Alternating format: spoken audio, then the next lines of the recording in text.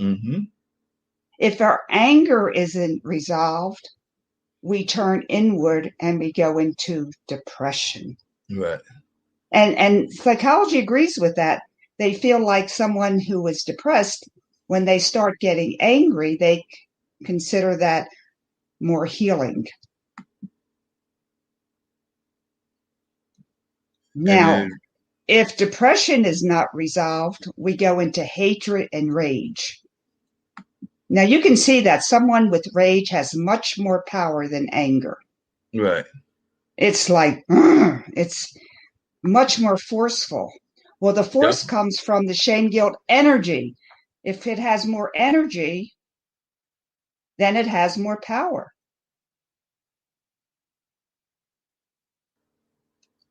Then to top it off, we have fear.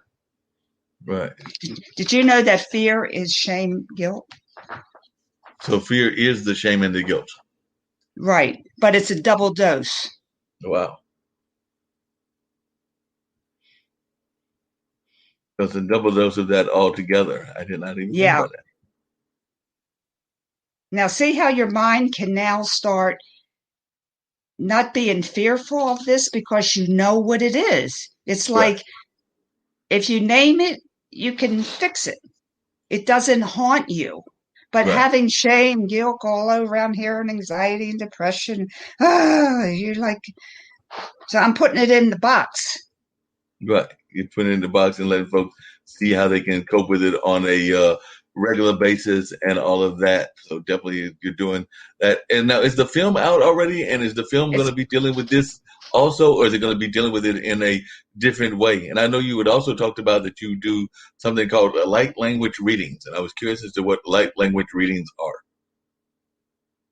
well, first of all, the film is coming out in about 2 months, Okay. and it's going to be in 3 parts because this is heavy duty stuff.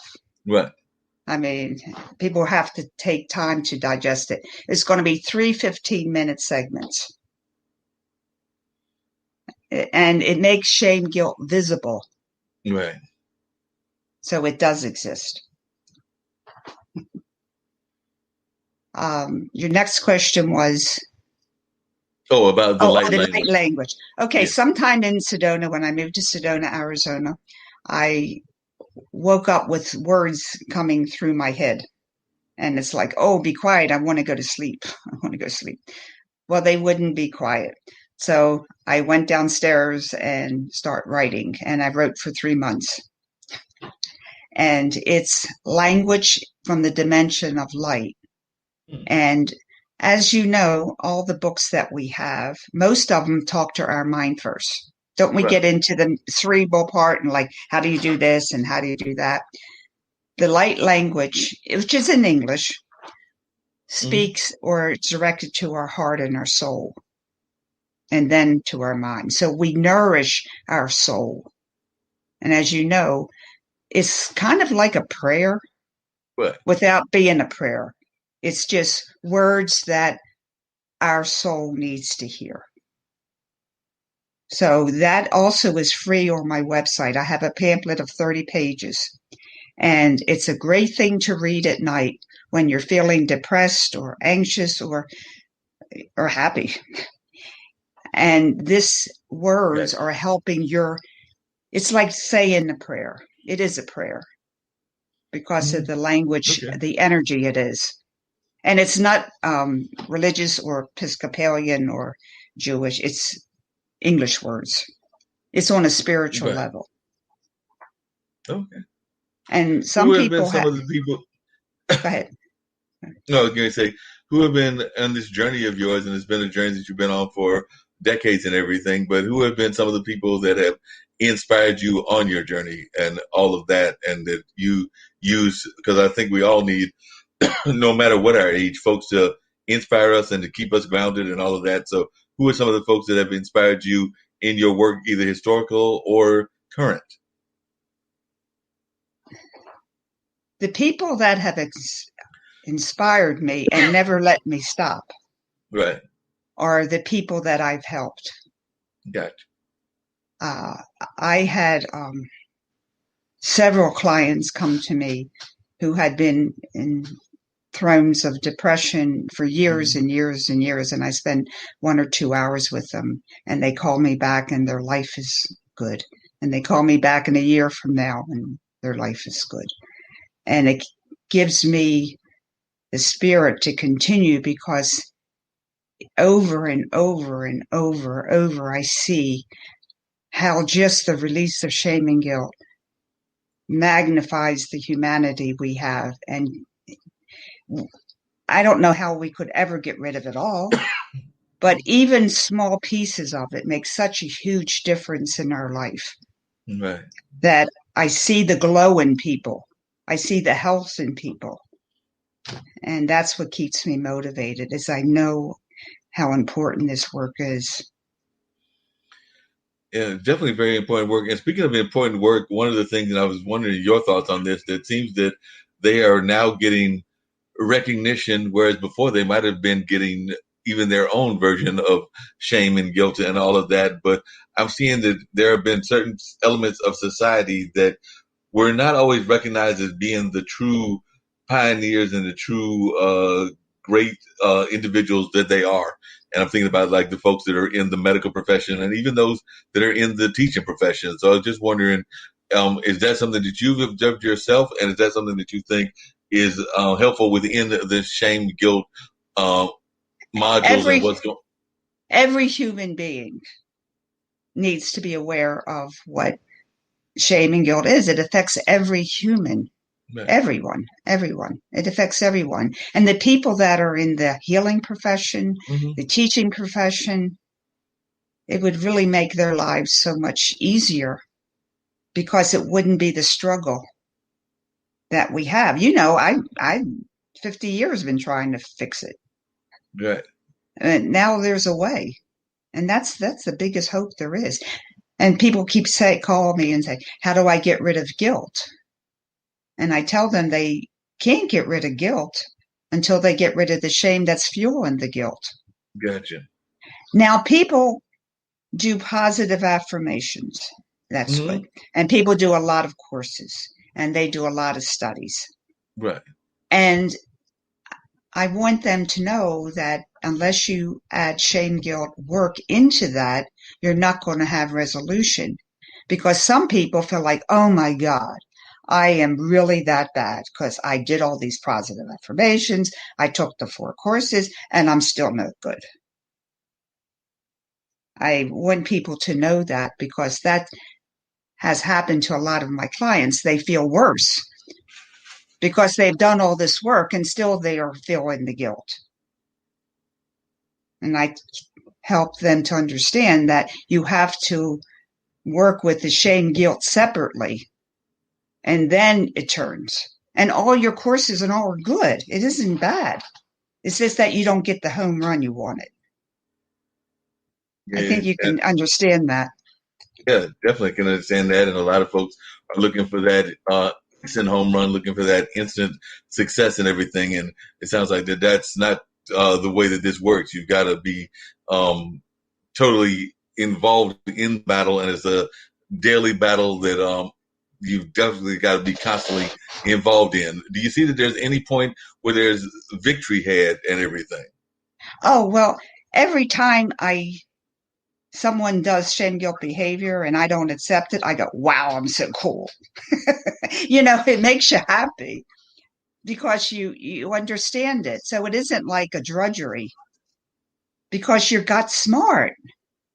You finally understand how it works. That's why I was so excited that my life is different because I understand shame guilt. People try to shame me, but they don't consciously do that. It's just Right. our culture, and you always feel bad and so forth, especially if you're sensitive. But if you understand the ways of shame guilt, you're like happy all the time because Mm-hmm. you're like, I'm above this. This is so cool. I'm happy. I don't have to do that, and So you don't. it's fun. So you don't have to play the games that the shame guilt folks want to play with you and everything if you understand where it's coming from and all of that. Exactly. And then you go, wow, I'm good. I'm good. Right.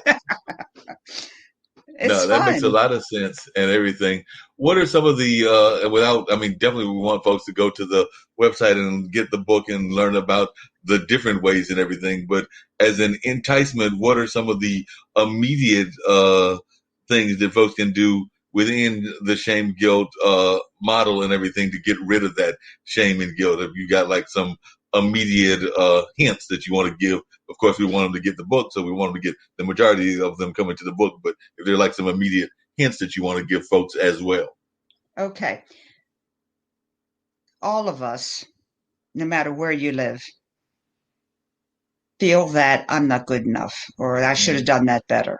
That's kind of universal. Right. Okay, so you go, okay, that shame guilt, you don't belong to me, go on that side. Okay, it's not going to go away, but at least your mind is not going down in the rabbit hole. I want to stop going down in the shame guilt hole of Right. suicide. So you put that on the side, and if you can't have help, you get help to do that. And then you go, what else? Well, I'm feeling like I'm just sad because, I haven't been able to achieve this and that. So you can say, hi, sadness. You can write it down. Talk to your emotions. Hi, sadness. How are you? Thank you so much for coming to talk to me. See, we want to invite our emotions in. We don't want to throw them away. We throw shame, guilt away, but we don't throw away depression, anger, anxiety, or I don't give a darn. Or like that theory Mm-hmm. sucks. So whatever is talking to you, talk Right. to it. We need to talk to ourselves, not only other people. I decided I was tired of talking to Mm-hmm. other people. I was just going to talk to myself, and myself started to answer. But we all talk to ourselves. That's nothing unusual. Right. Now, I have a DVD. It's called Out of Discord Mm-hmm. into Harmony, and it's Mm-hmm. on my website and YouTube channel. And that Right. shows you how to talk to yourself. Gotcha. Do you think that we need to have within these conversations? Is it stuff that you feel that everybody can do individually, or do you think that they need to do it in conjunction with therapists and counselors and things of that nature? Because I know a lot of times folks will think that they don't want to go see a counselor, whether that's a or a coach. Even sometimes folks don't like to go to coaches as well. So, do you think that you need to do it in conjunction with a therapist or a life coach, or do you feel that it's something that you can do I, on your own without going through those life coaches and therapists that have become well, quite popular in this day and time? yeah, if the life coach and the therapist knows how to do this work, okay. But, I don't know many, some of them know, but you need to talk to yourself. And when I have clients, I they email me what their emotions say, and I email them back questions. So we have, I'm their shame guilt buddy kind of Mm-hmm. person, and I help them talk to themselves. And they really become very schooled at it. I mean, they don't need me much more than a couple weeks. So they go, oh, I know how to do that. And they do it. It's not Right. hard. It's self help. Right. It's self help. But if you want to go to see a therapist, go. They're out there. There's coaches out there. We all need somebody. I'm not saying don't do that. I'm saying that do what you feel to do, but you can do this self help. This is self help. Right. This is what And I do.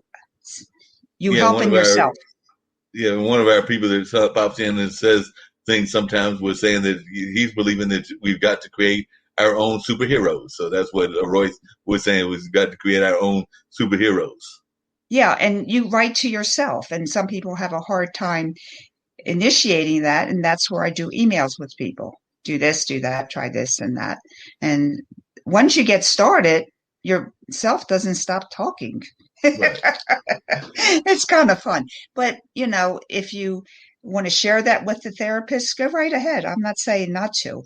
Can be used in conjunction with anything you're doing. If you're doing crystals or coaching, you can talk to yourself and share that with a coach or Right. share it with yourself. Yeah, that makes a It's lot of sense.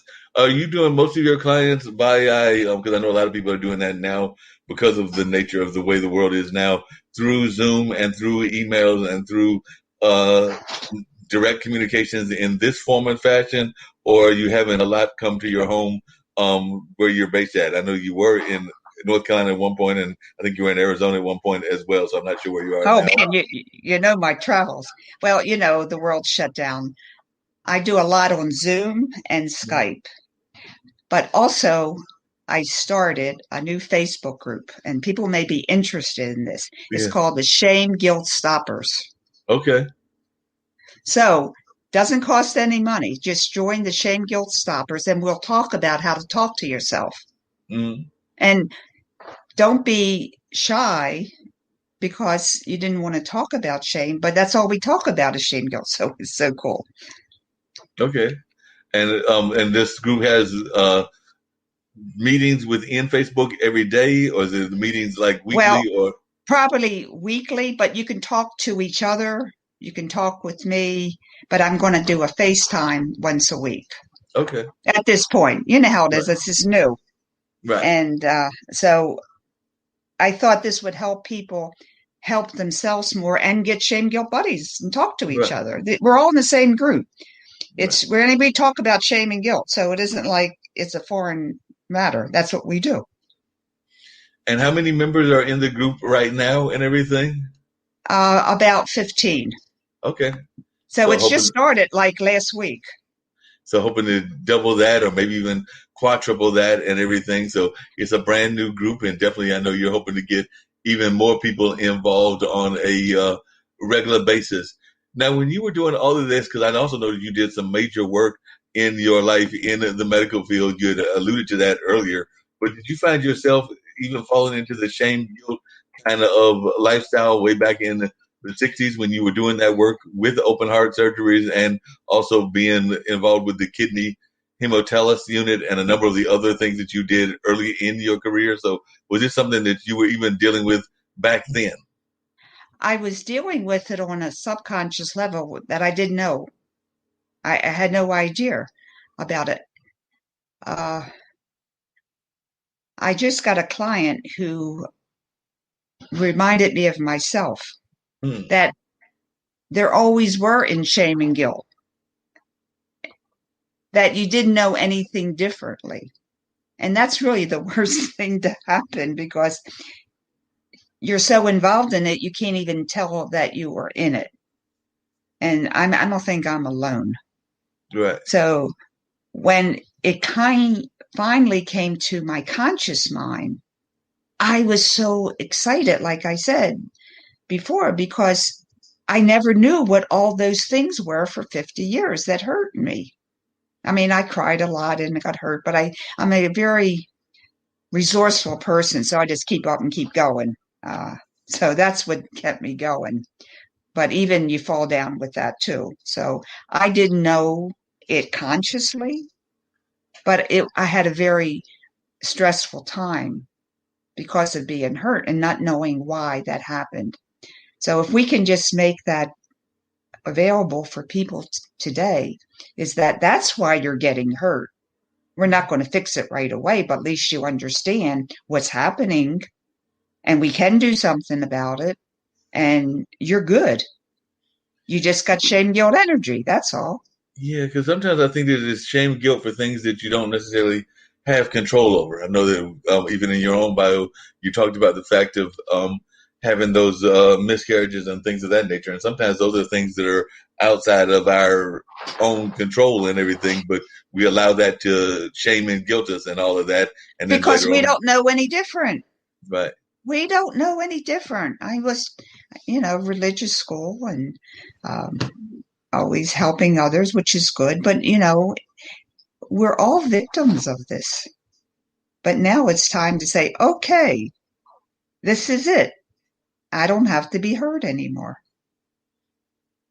because as you're saying, we're all victims of it. It seems to me that a lot of times, and I was wondering your thoughts on this, but it seems like some of our, and I know you're using social media to help with getting your word out, but it also seems that social media has helped with empowering shame and guilt. I'm thinking about like the whole Uh, cancel culture and some of the other things that we oh, saw going on. Even the last person that was at 1600 and the way that he used shame and guilt to motivate people to do things and everything. So it seems to me that this has been as you said earlier, becoming even more of a pandemic than the existing pandemic in the sense that it's becoming even a greater problem because we've got new tools to use with shame and guilt, like the ways that we use Facebook or Bull- Twitter or Bullying and right, calling people out and right, public shaming is thousands of times more hurtful than the shame we get from one individual. right. So public shaming, the bullying on Facebook, etc. That's why I have this small group and we talk Right. because we know. But Facebook and there's so many medias, texting and you know getting divorced over text. I mean, things that sort like that. You hear stories. Somebody gets divorced and but they were told by text they were getting a divorce, and we've lost personal contact, and that is shame in itself. Personal contact, our loneliness, our isolation, that's all shame. Yeah, that's definitely all shame and everything. And I know a lot of times but sometimes we also shame folks when they're doing things that probably to some degree are part of that, the bullying and everything. I'm thinking about like how a lot of times we'll shame the child that is sitting there texting in a family environment because they're texting, and I guess the family member wants them to actually be engaged in the conversation, but they're texting their buddy way on the other side of town, or sometimes they're even texting each other. They're on a date right there in front of each other. So, like I said, I don't quite understand that one, but I do know that that goes on and everything. But I was wondering, do you think that sometimes these tools that are more modern tools are also used in a very shameful way? Well, we could use anything for shame. Right. It's very versatile, um, of course, but we have to look at how our generation was raised. They were raised with an iPad or a cell phone, and Right. that's the means of communication. They don't really think about it, but I'm older, and I I always said that I don't want to receive a text. I want to hear your voice. To hear Right. your voice is important to me because we lose that sensory awareness, and that's shaming too. We're Mm-hmm. becoming less sensitive, and her humanity craves. We crave togetherness. We crave warmth and love Right. and communication. Well, you're in a podcast, so Right. you understand what I'm saying. So send me a text instead of singing happy birthday to me is a Right. big, big deal. Yeah.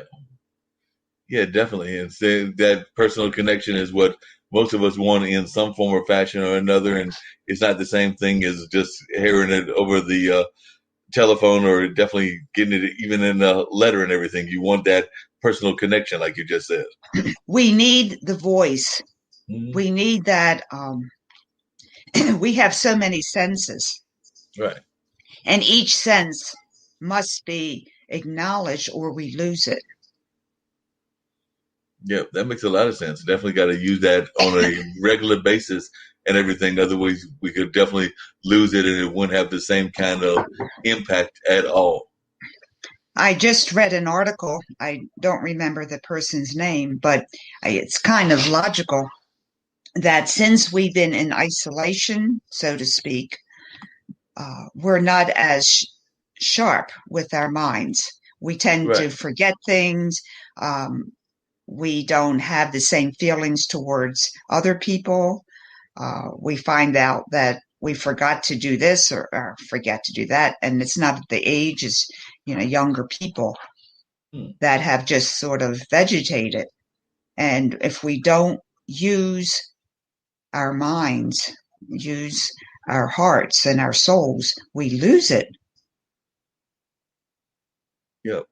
And like I said, it seems to be so tied into all aspects of our life. I know that one of the things that you said was that this is the most forbidden subject that's out there, even more so than the subject of sex and everything. But I would add that shame probably even plays a part in sex because a lot of Oh, of times course it does. people are ashamed of what they do or don't do within their own sex lives. Exactly. Oh, that's a whole nother story.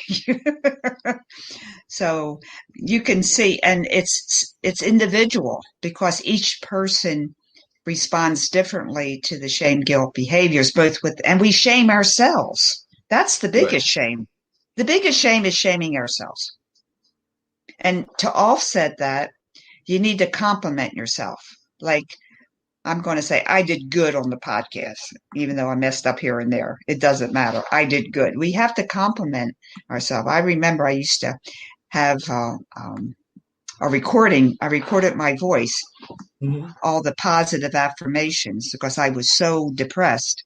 And I would play that tape over and over again. So I would hear positive remarks from my own voice. Right.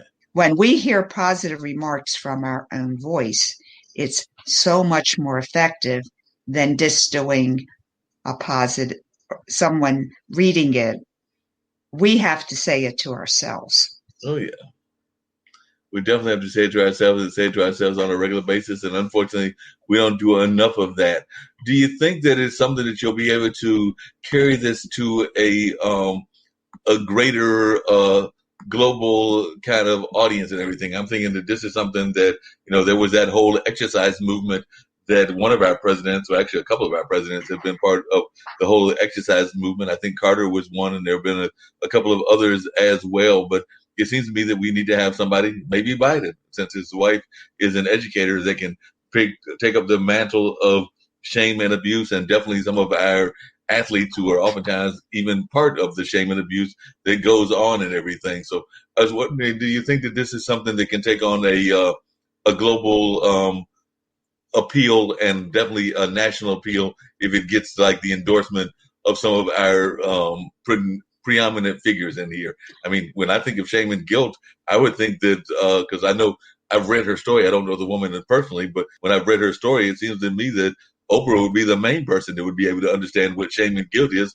because it seems to me that in some ways you and her have some similar life stories. Um, I think if we talk, not in, but I mean other people as well, and athletes, we all have the same story. It has Right. different manifestations, but we'll see where God takes this. And that's where I am. And I believe somebody will help broadcast it because of their own integrity. Like, I want to do this because I know it's right.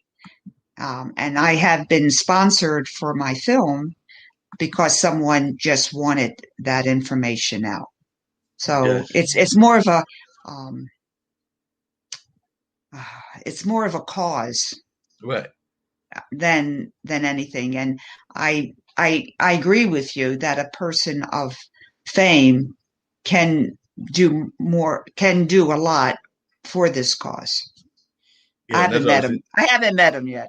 Yeah, So well, maybe they'll be watching this show. I do know we've got different people from around the globe. There's even Alexandria May, who some people consider to be the Taylor Swift of South Africa, and she's actually got a show called Alexandria May's Music Cafe. So who knows? Maybe she'll be watching, or definitely Brother Mike, who's out of Nigeria and has some people with following in his circle. But I know Alexandria May has got a following both in South Africa and in Nashville, because before the pandemic, she was traveling back and forth between the two, being somewhat of a well, not somewhat, but being a singer songwriter and all of that. So she was traveling between the two, and I'm sure that as the vaccines go out and more people are vaccinated and more people are able to travel, because she's hoping to come back to the States. So that's one possibility. And then I know there's a young lady out of Florida who's involved with the VR and AR kind of world, and she's got some notoriety. And there are a couple of other people, even a Pulitzer Prize winner, that are a part of this international broadcast network. So maybe they'll be watching the show or watching the replay of it, and they'll resonate with what you're saying, and hopefully maybe one of them can jump on, or they can have some of their friends that they are associated with jump on as well, because I know we've even had some people associated with the NFL, like the wives of the NFL players were doing an event right around the Super Bowl, and they used this channel as a platform as well. So who knows, we might be able to dig up somebody in those realms and see if they well, can help your cause. it's very interesting that the clients that I have helped, when we do the work of releasing shame and avoiding it, and their bodies become better, their health is better, they become smarter, and athletes get better because we're removing the energy of shame guilt from our bodies so it has more healthy tissue. It's just removing it, and Yeah, we then the definitely got to energy, have that healthy tissue.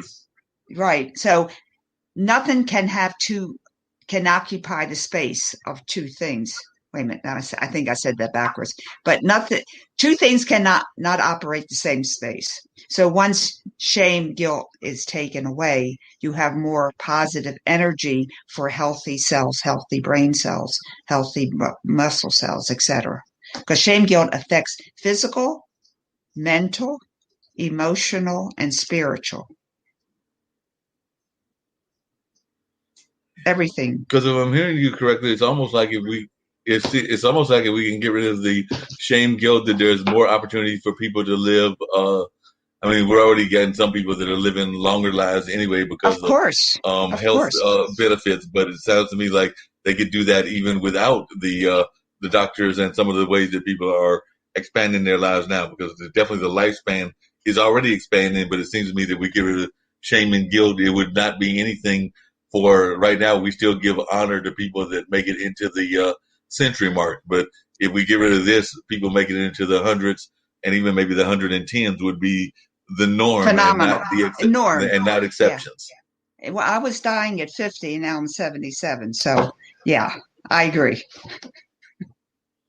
Yeah, it sounds like you definitely it can encourage us to have that more healthy lifestyle and all of that. And you seem like have a lot of energy, so I wouldn't be surprised if you don't make it to the century mark or maybe even the century pass mark. Because I know there's a young lady that I know here in Durham, and I think that she just turned in this back in January 103, and I don't see Miss McLaughlin going anywhere anytime soon. So I think she'll probably be Well, here for a few more years and all of that.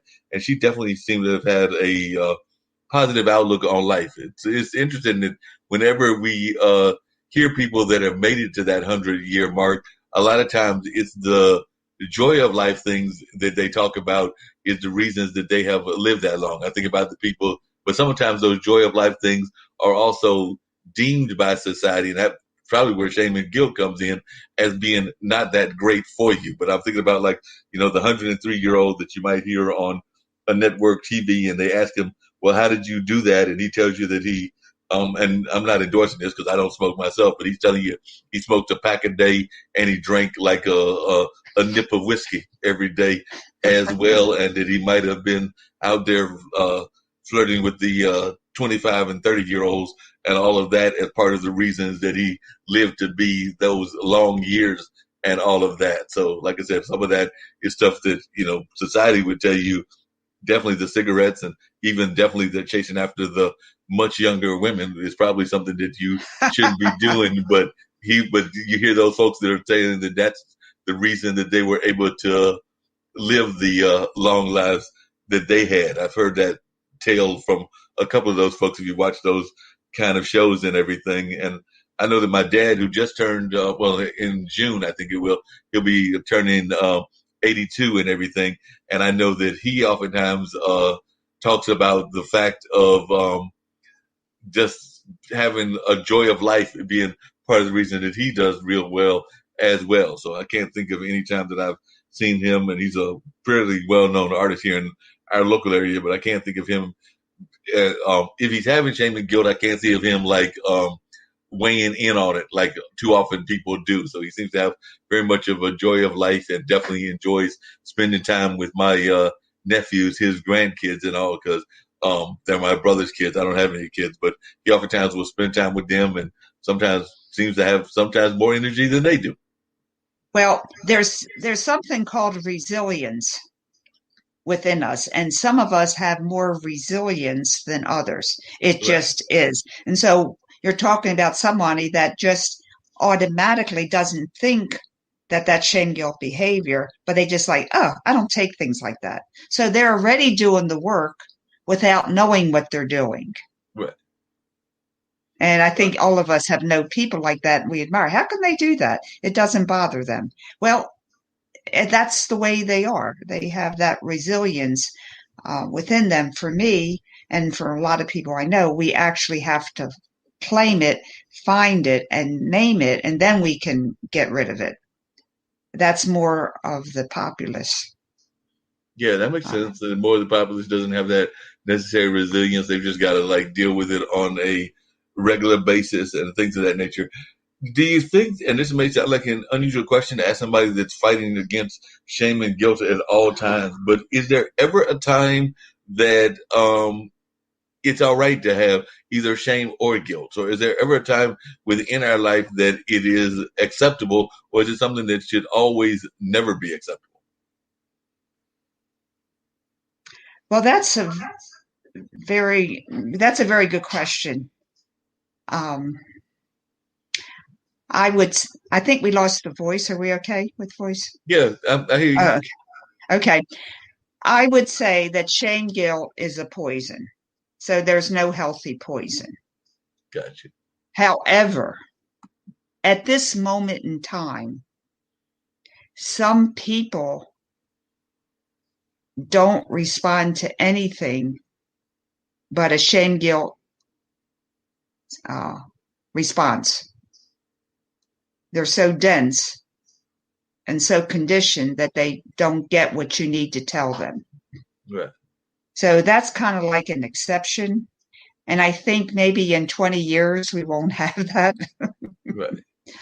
But for all general purposes, it's best not to. Now,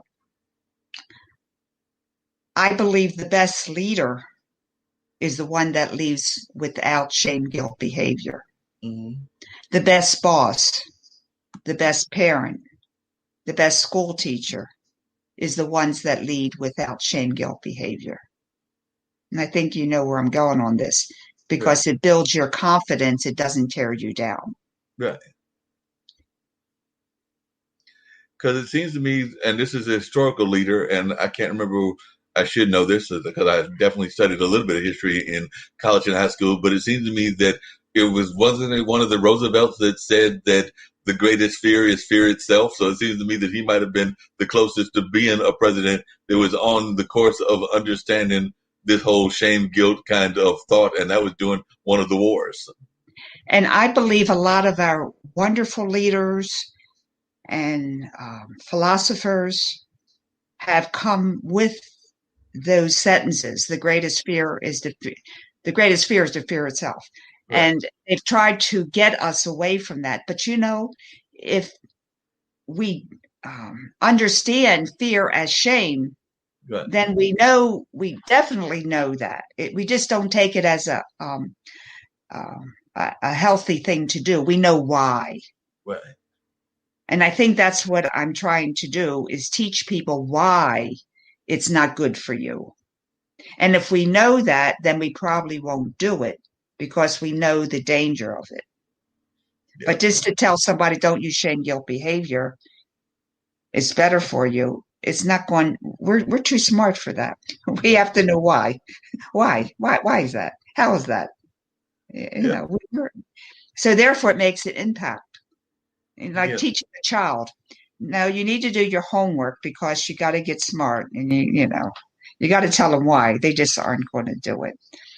No, that makes a You lot know of what I'm sense. And saying? actually, one of my guests from last week, actually earlier this week, actually a couple of days ago, was actually just giving you the thumbs up for the words that you were saying because they are a life coach out of California by way of Mexico. But Sandy Rodriguez has been watching and everything, and she's actually one of your fellow potted members in terms of like people that you can find on that site to interview and talk to and all of that. But she wrote a book called Choose to Prevail because it's a similar kind of thought of what you're having is that we need to choose to prevail in order to become successful and all of that. So it sounds like your books are having similar mindsets and all of that.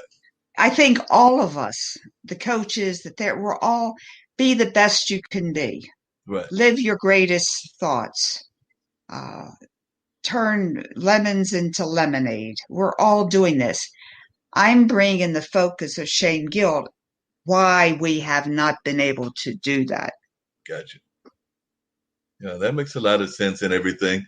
Well, I'm here to, like I said, it's been a great hour and a half conversation. I think I've got to bring up a audio part that I had recorded previously and everything. But one of the things I always tell all of my guests before they leave is anything that they would like to share. I've been running your website across the bottom and everything. So hopefully that's going to get more people engaged in the conversation and all of that. But I always let people leave their message of positivity because it is a global internet network that we're part of, the international broadcast media. So I always try to get all of my guests to give their words of encouragement, their words of positivity. And you've been given a lot of that during the course of the conversation. But if there are any positive words of encouragement or positivity that you would like to share with our global audience. And of course, like I said, I've been running across on the banner ads about your different websites and all of that. So hopefully folks will be joining your Facebook group as well as definitely checking out the channels and a number of other things.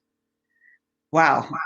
All I can say is that we as human beings are the most magnificent species in the universe. We carry light energy and love energy, and that's important for the universe to survive.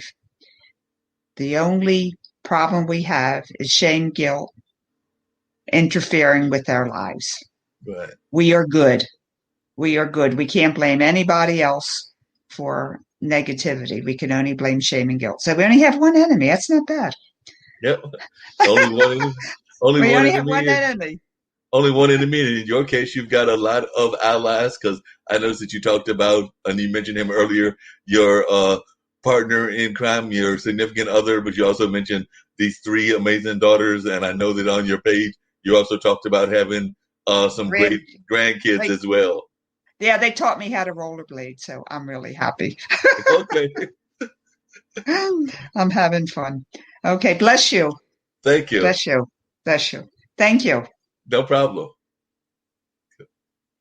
So that was Lois, and she definitely was sharing some great wisdom about the whole concept of shame and guilt and how that is a major enemy that we need to fight on a regular basis. And it's definitely something that I am encouraging folks to go to her website and definitely learn more about what she is doing and definitely get her books and the other things that she's got going on. We definitely need to support her movie as well, because definitely it sounds like it's going to be an amazing movie, and I know I'm looking forward to its release. And who knows, maybe she'll come back on and provide us with some clips from the movie at some point as well, once the movie is closer to being done and all of that. So definitely you can reach out to her on the email as well, because that's rolling across the ticker right now. So that's definitely as well as the website. So hopefully folks will be checking it out on a regular basis and learning what this amazing lady is doing as she continues this battle against shame and guilt, a battle that is one that must be won. It's not one that has to be won. It must be won. So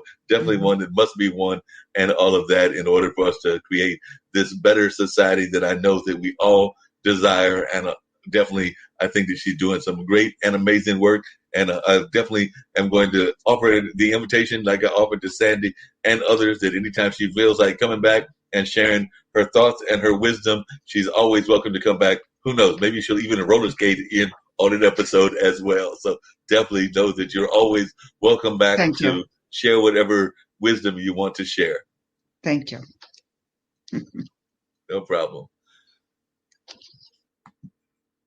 So that was Lois, and like I said, I'm going to be bringing up the interview that I did earlier this week with a gentleman that was actually involved in the real estate field. So I'm definitely looking forward to bringing y'all that conversation as well. So definitely that's one of the things I'm going to pull up, and then that'll be wrapping up the online dinner party, unless have some other guests to decide to show up and all.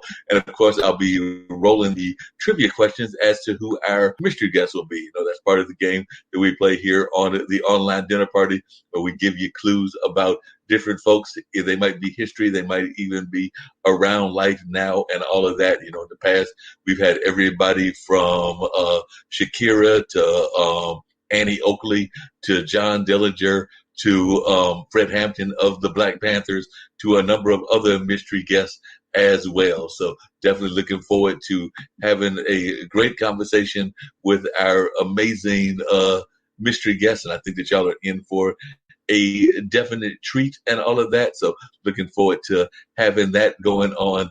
And hopefully y'all will stay tuned and enjoy the conversation that goes on with our mystery guest, which will be coming your way very shortly. And all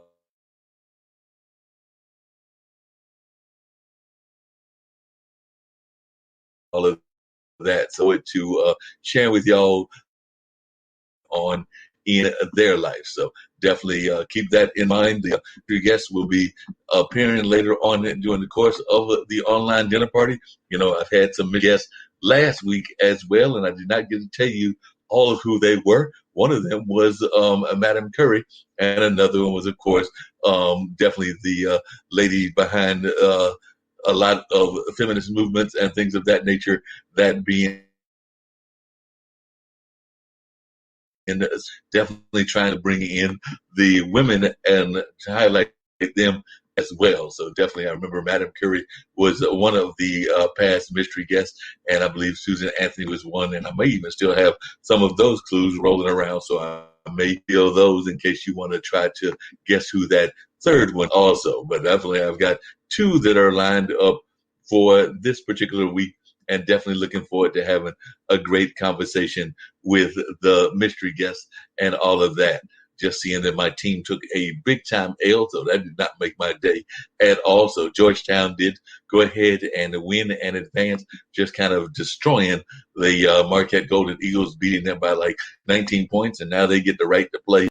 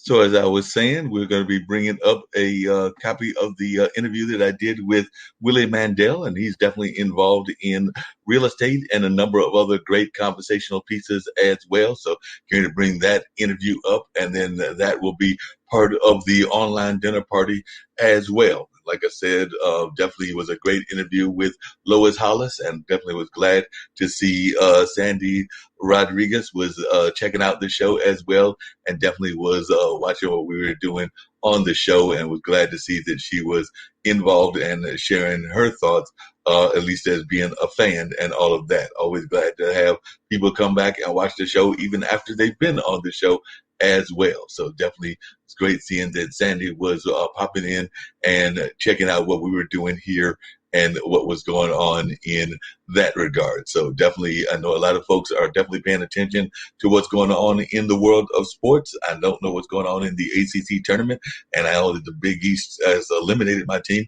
I guess I have to figure out somebody else who I'm going to root for in terms of the big dance and all of that, because I have no idea who's going to be doing anything in these regards, as a lot of these teams are definitely having some hard times with their squads and all of that. So it's going to be interesting to see how this all plays out and everything along those lines. So I'm going to be trying to check it out and seeing who I want to root for, and definitely following a number of things in that regard. So I know a lot of people will probably be doing the same as me, trying to see who they're going to root for. And who knows, I'm still trying to talk to the folks at the international broadcast media about even getting a little bit of one of those tournaments going and all of that. So we're going to see whether that's able to be pulled off or not. But yours truly is trying to make it happen, and we're going to see if I'm able to pull it off, or if it's not going to happen this time around. But do know that I am trying to make it happen, and definitely am hoping that it will be something that is able to be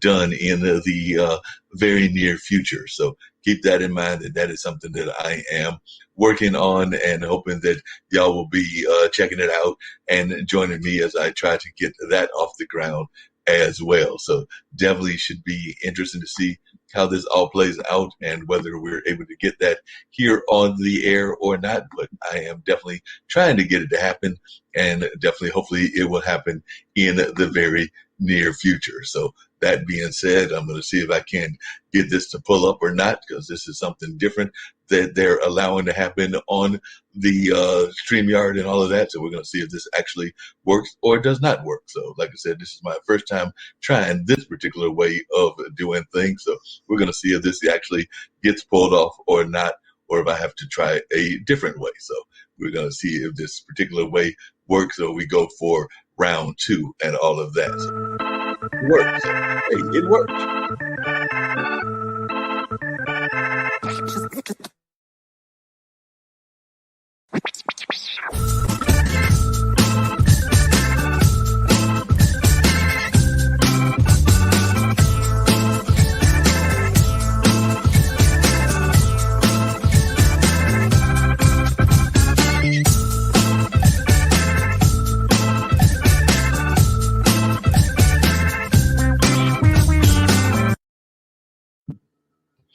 All right, folks, we've got a special edition of the radio show with Mark Lee, and we've got a very special guest that'll be joining us very shortly to talk about what he's got going on in terms of wealth building and things along those lines. Because definitely a lot of folks are definitely much concerned about generational wealth in this day and time, and a lot of folks are trying to figure out ways that they can do better in that category. So definitely glad to have Willie Mandel joining us. So about to have Willie come on and tell us a little bit about how he got started with his company and all of that. So glad to have you on, Willie. And if you'll tell our listeners from the international broadcast media, which airs all over the world. We've got listeners in Australia, in South Africa, and a number of other places, about your company, how you got started with it, and a little bit about your own background. Because like I said, I do know that generational wealth is very much an important issue that a lot of people are paying attention to at this day and time, particularly with things going on with COVID and with Black Lives Matter and a number of other things that have got us thinking about our own economy and our own survival. So definitely would love to hear more of your thoughts about how you got started and some of the things that you're finding even in your business over there in Massachusetts. Gotcha. So yeah, so my name is Willie. Been a real estate investor. I've been in the investing business for about 15 years, 2006. Got started really because my grandmother was also in the business. My grandmother, black woman from the South, she moved up from Boston, from Macon, Georgia, 1950s, and worked odd jobs here and there, and then eventually ended up buying a brownstone here in Boston. They weren't famous at the time. They weren't, the South End and Newbury Street and Copley weren't popular neighborhoods back then. The South End was really just kind of the slums, and she bought this brick building, rented out all the rooms, and slowly started to kick people out over the time, increased rents, property appreciated a little bit. She would pull a little equity out, go buy another building. My grandfather's in the military, so he's, back and forth, gone 3-4 months at a time, sometimes a year at a time. So she's really doing this all all by herself, with a great education, really. Because I mean, in the when she was coming on, she was born 1926. So you're talking about 1930s, 1940s. There was no requirement to go to high school. There was no laws that were allowing her to go to college, really. I mean, it was really, she's, operating on a 6th grade education. It unfortunately skipped a generation. My father wanted nothing to really do with the real estate business.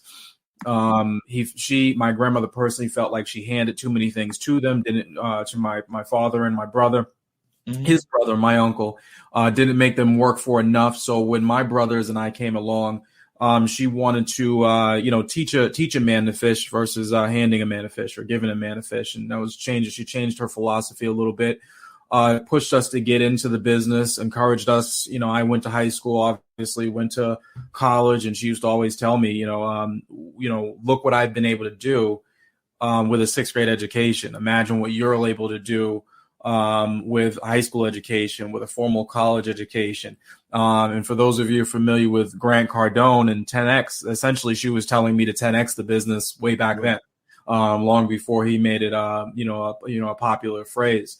So that's what I did. I got out of college. I bought my first property at 23 years old, 2006.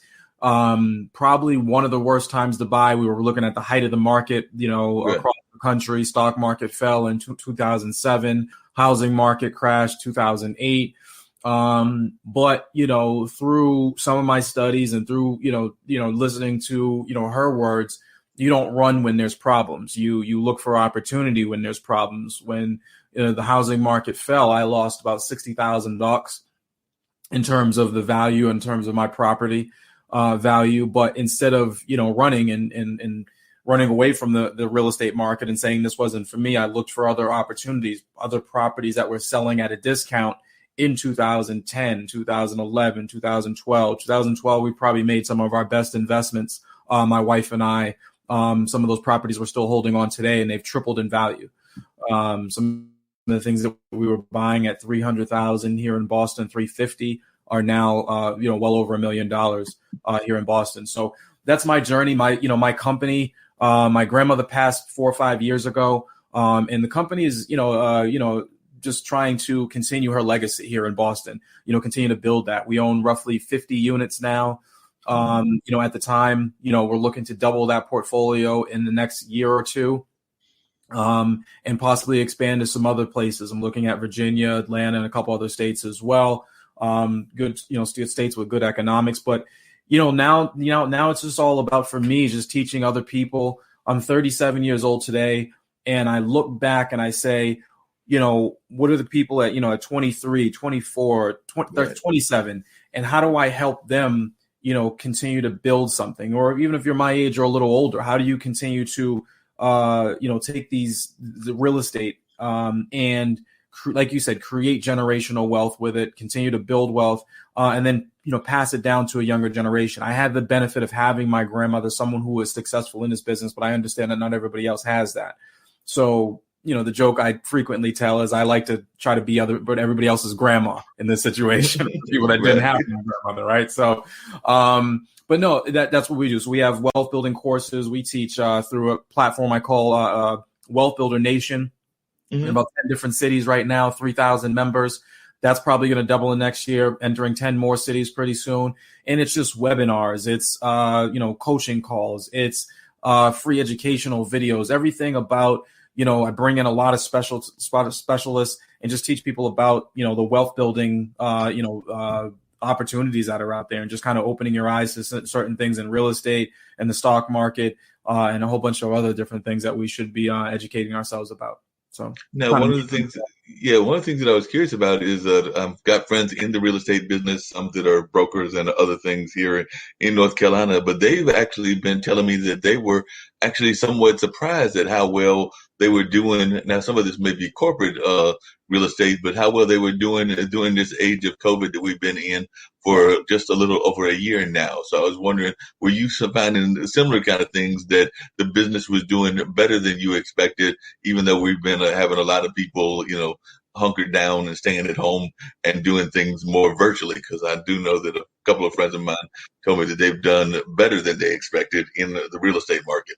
I hate to be the bearer of bad news, but that's all a facade right now, right? If you understand economics right now, we are being artificially propped up over this COVID period, right? I mean, we're 13 months into it right now. Right. You have a whole bunch of PPP money going out to support businesses, and may sound really bad. But I'm gonna give you the truth here. A lot of those businesses probably shouldn't be in business, but they're being artificially propped up by PPP money. You have a lot of people who have been sitting at home for a long time on unemployment. Unemployment in many states, especially here in Massachusetts, has been extended 3-4 times. Another 10 weeks.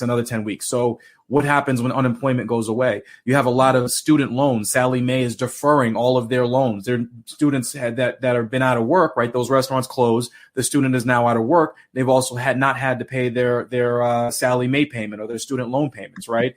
You've had mortgages in forbearance right now. Tons of mortgages that are in forbearance. Those are going to come out. You've had stimulus checks going out, federal stimulus checks going out. Over the last 13 months, you have this artificial, these arms just holding up the U.S. economy right now. So the idea that you're doing better during COVID, I would like to see, and again, I don't want to sound like Debbie Downer here, but if you understand interest rates super low right now, artificially propping us up. When the Fed wants to stimulate the economy, they lower interest rates, pushing up people to spend more money and do all these things. So when you think about it, these things have to go away soon. They have to, right? You can't continue to have people on massive unemployment. You can't continue to send out stimulus checks. You can't continue to send PPP money to businesses that are not supporting themselves, right? You can't continue to keep Sallie Mae and student loans deferred. You can't continue to keep people out of foreclosure. Eviction moratoriums. You have eviction moratoriums right now that are, I have a tenant who owes me $30,000 right now, and I can't evict them because they're, like I said, I can't take them to court. So you have a lot of different things, a lot of mechanisms right now that are artificially propping us up and keeping us where we need to be. So you're not going to see that. But here's the problem. All of those things have to go away at some point. You can't continue to feed the economy paper money. Or if you do, the only thing that's going to happen is massive inflation. You can continue to give people, money and print money as the U.S. government, but the price of milk is going to be $7-8 pretty soon. You're never going to be able to afford a house because it's going to be $1 million everywhere. That inflation comes from you pushing more money into the economy, then the price of everything just goes up. So I would say to your friend, enjoy it now, but I would definitely, prepare for, a couple cold winters. So like this guy in Boston, coming up pretty soon. And for those who look at what I just said and described it as doomsday, I don't mean go out and save every penny that you have. I would say keep your eyes open when there's a transfer of wealth when bad things happen, right? That's what 2008 was, 2009, 2010. It was a wealth transfer. There's going to be opportunities out there. And if you're a savvy investor or a savvy person, I'm not saying hunker down and stay inside. I'm saying keep your eyes open. And when everybody else is running right, look to the left because that's where the opportunities are. No, that makes a lot of sense and everything. I was on another kind of one of these calls and everything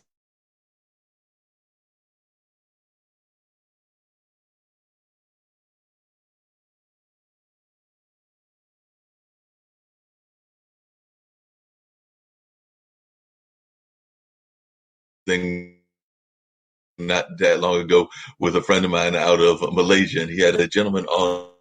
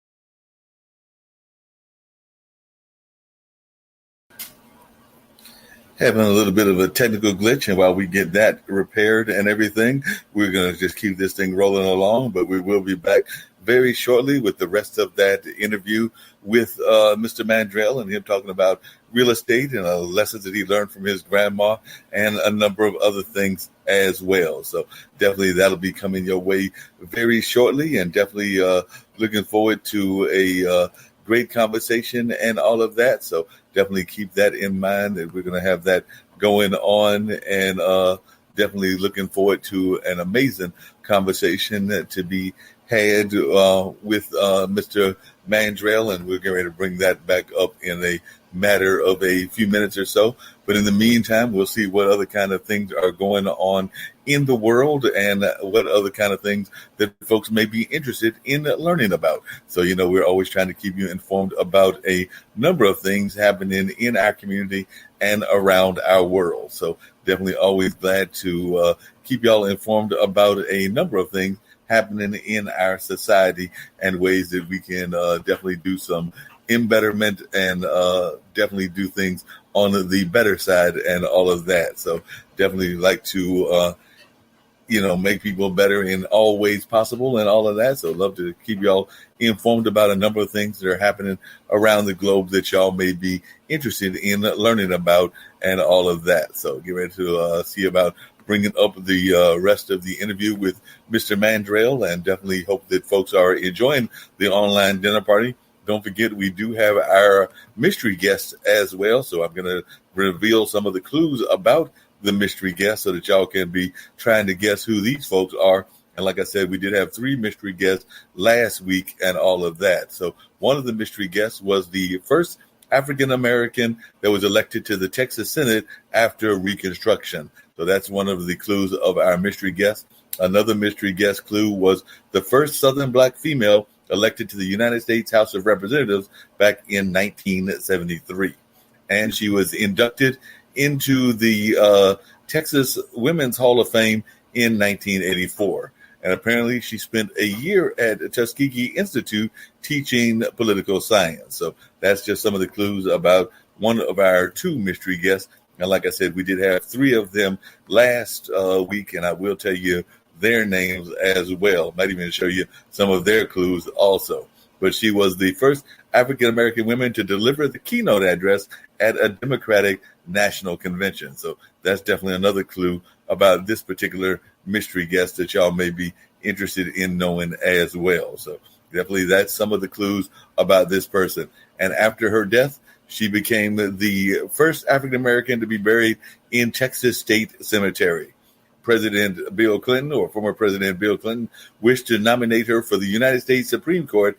However, her ailing health deterred her from doing so. So she was going to have the job of being in the Supreme Court, but then her health got in the way of all of that. She is known for her elegant opening statements at the House Judiciary Committee hearings during the impeachment process against Richard Nixon. And, we love getting quotes from some of these folks as well. And one of these quotes is, "Education remains the key to both economic and political empowerment." She also said, "Do not call for black power or green power, call for brain power." And she said, "What the people want is very simple. They want an America as good as its promise." And then she also said, "Life is too large to hang out a sign saying for man only." And then another quote from hers was, "If you're going to play the game properly, you'd better know every rule." And then this is one that I find very apropos for this particular time and everything. "More is required of public officials than slogans and handshakes and press releases. More is required. We must hold ourselves strictly accountable. We must provide the people with a vision of the future." And then she also said, "Education remains the key to both economic and political empowerment." So that's another quote that she said was, "Education remains the key to both political and economic empowerment." And then another thing that she said was that we as human beings must be willing to accept people who are different from ourselves. And I definitely agree with that. And then she said, "Think what a better world it would be. The whole world had cookies and milk about 3 o'clock every afternoon, and then lay down on our blankets for a nap. And since it is Women's History Month, this is what she said about you lady folks. I believe that women have a capacity for understanding and compassion, which a man structurally does not have. Does not have it because he cannot have it. He's just incapable of it. And then this is another thing she said. If society today allows wrongs to go unchallenged, the impression is created that those wrongs have the approval of the majority. And then I like this one as well. Just remember, the world is not a playground, but a schoolroom. Life is not a holiday, but an education. One eternal lesson for us all to teach us how better we should love. And then last but not least, we must exchange the philosophy of excuse. What I am is beyond my control for the philosophy of responsibility.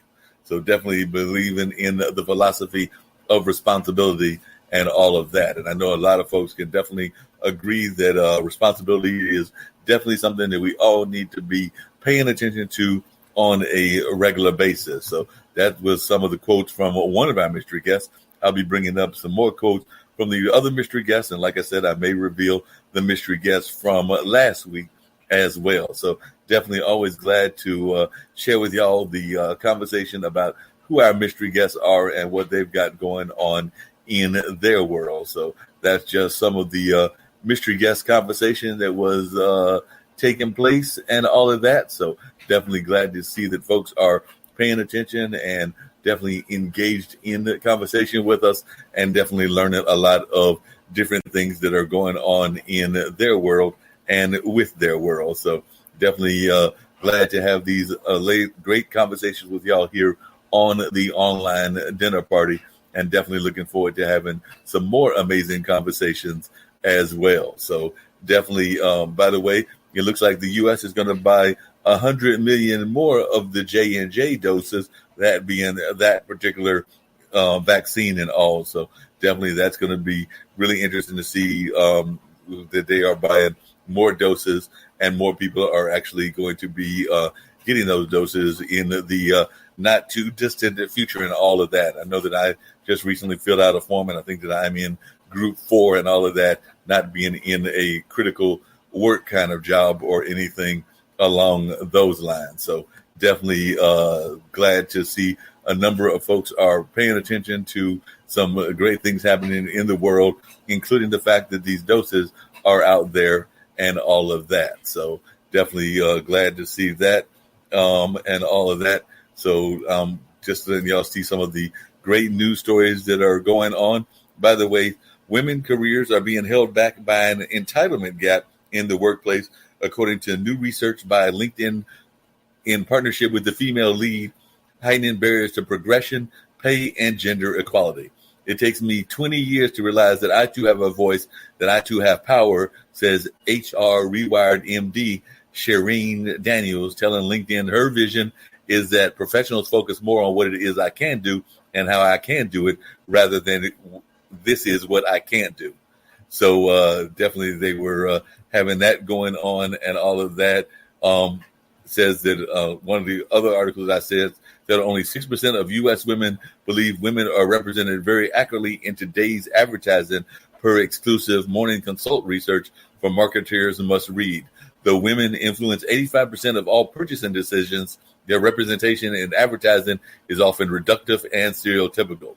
So definitely seems like we've definitely got to do better in the way that we portray our women in society and the ways that we do things in that regard as well. So we've definitely got to do a lot better on a number of fronts, that being just one of them, that we must do a much better job of and all of that. So I'm sure many of you can agree with me that we've got to do a much better job on a number of issues, that being just one of them that we've got to do better in and all of that. So definitely going to tell you more about that J&J dose, and then I'm going to try to bring up the rest of the interview with Mr. Mandrell as well. So definitely I'm going to pull up the article that I just found on the J&J dose and share that with you, in addition to definitely sharing some other things with you also. It says President Joe Biden is ordering the U.S. Department of Health and Human Services to buy 100 million additional doses of Johnson & Johnson's single-shot COVID-19 vaccine. The pharmaceutical giant had already agreed to provide 100 million doses by the end of June, per CNBC. The news came ahead of Biden's vaccine summit with Johnson & Johnson and Merck executives at the White House. According to the New York Times, the Biden administration wants to have enough vaccines available for children and, if necessary, provide booster doses to people fighting off variants of the virus. In other virus news, starting Wednesday, Texas became the largest state to lift its mask mandate, with some cities and businesses will keep enforcing mask requirements despite the state order. Black and Latino communities are facing a barrage of vaccine misinformation, per the New York Times. So definitely that's some of the things that are going on in our world right now and all of that. So I'm going to see about if we can't pull up the rest of the interview. So if y'all see the screen going back to our usual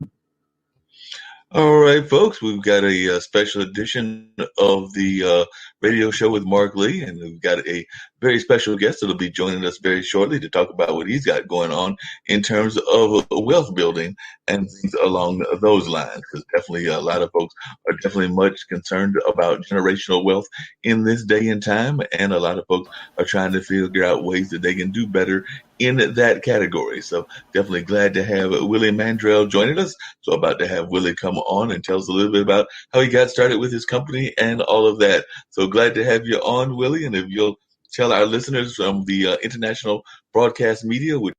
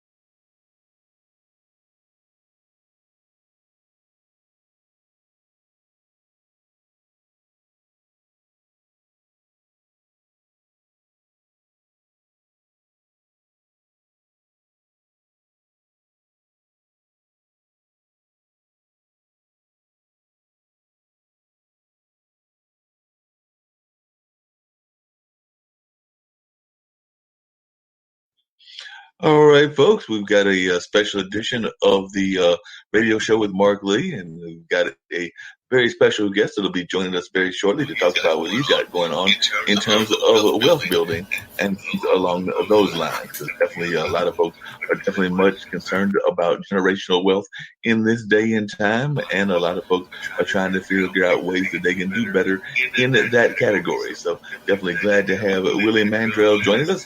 So about to have Willie come on and tell us a little bit about how he got started with his company and all of that. So glad to have you on, Willie. And if you'll tell our listeners from the international broadcast media, which airs all over the world, we've got listeners in Australia, in South Africa, and a number of other places about your company, how you got started with it, and a little bit about your own background. Because, like I said, I do know that generational wealth is a very much an important issue that a lot of people are paying attention to at this day and time, particularly with things going on with COVID and with Black Lives Matter and a number of other things that have got us thinking about our own economy and our own survival. So definitely would love to hear more of your thoughts about how you got started and some of the things that you're finding even in your business over there in Massachusetts.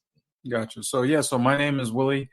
I've been a real estate investor. I've been in the investing business for about 15 years, 2006.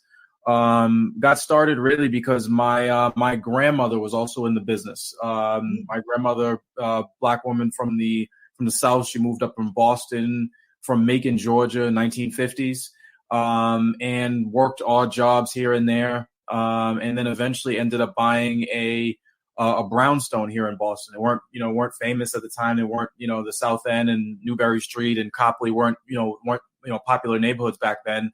The South End was really just kind of the slums. And she bought this brick building, rented out all the rooms, and slowly started to kick people out over the time, increased rents, property appreciated a little bit. She would pull a little equity out, go buy another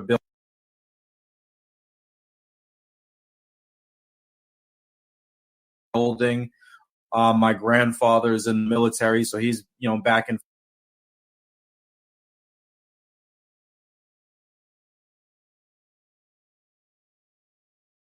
forth, going 3-4 months at a time, sometimes a year at a time. So she's really doing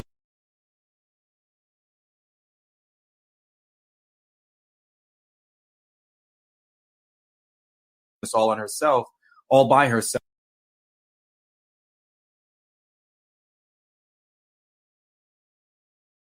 With a great education.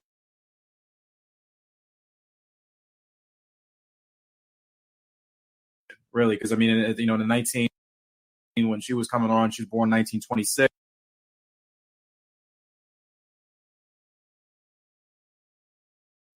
So you're talking about 1930s,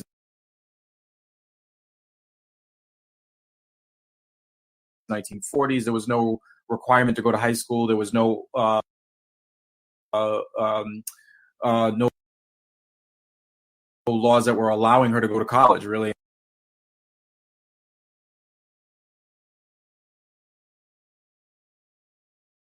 And it was really, she's operating on a sixth-grade education. And unfortunately, skipped a generation. My father wanted nothing to really do with the real estate business.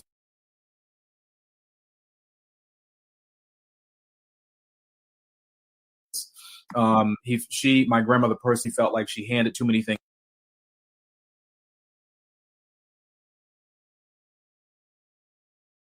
to them, didn't to my father and my brother, his brother, my uncle, didn't make them work for enough. So when my brothers and I came along, she wanted to teach a man to fish versus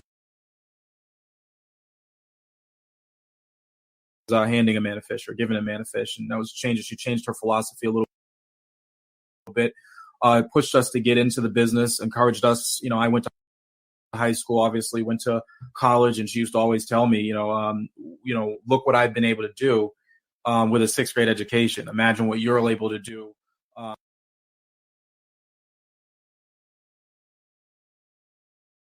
with high school education, with a formal college education.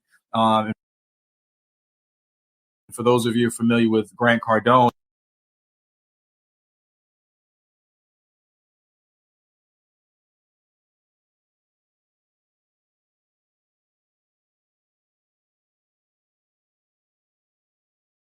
in 10X, essentially she was telling me to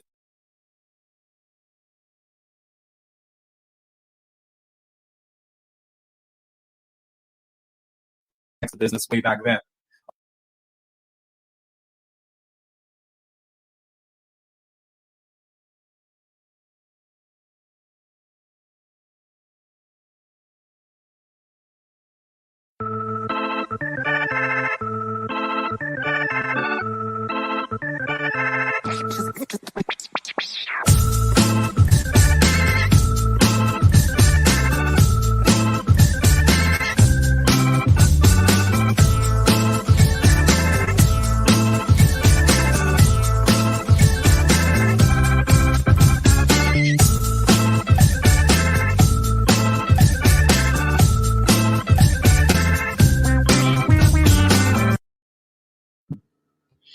All right, folks, we've got a special edition of the radio show with Mark Lee, and we've got a very special guest that'll be joining us very shortly to talk about what he's got going on in terms of wealth building and things along those lines. Because definitely a lot of folks are definitely much concerned about generational wealth in this day and time, and a lot of folks are trying to figure out ways that they can do better in that category. So definitely glad to have Willie Mandrell joining us. So about to have Willie come on and tell us a little bit about how he got started with his company and all of that. So glad to have you on, Willie. And if you'll tell our listeners from the international broadcast media, which airs all over the world, we've got listeners in Australia, in South Africa, and a number of other places, about your company, how you got started with it, and a little bit about your own background. Because like I said, I do know that generational wealth is a very much an important issue that a lot of people are paying attention to at this day and time, particularly with things going on with COVID and with Black Lives Matter and a number of other things that have got us thinking about our own economy and our own survival. So definitely would love to hear more of your thoughts about how you got started and some of the things that you're finding even in your business over there in Massachusetts. Gotcha. So my name is Willie. Been a real estate investor. Been in the investing business for about 15 years, 2006.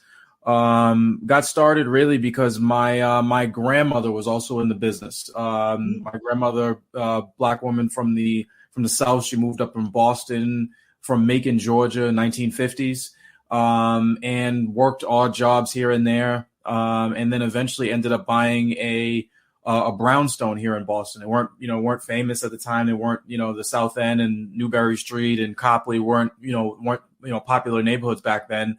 The South End was really just kind of the slums, and she bought this brick building, rented out all the rooms, and slowly started to kick people out over the time, increased rents, property appreciated a little bit. She would pull a little equity out, go buy another building.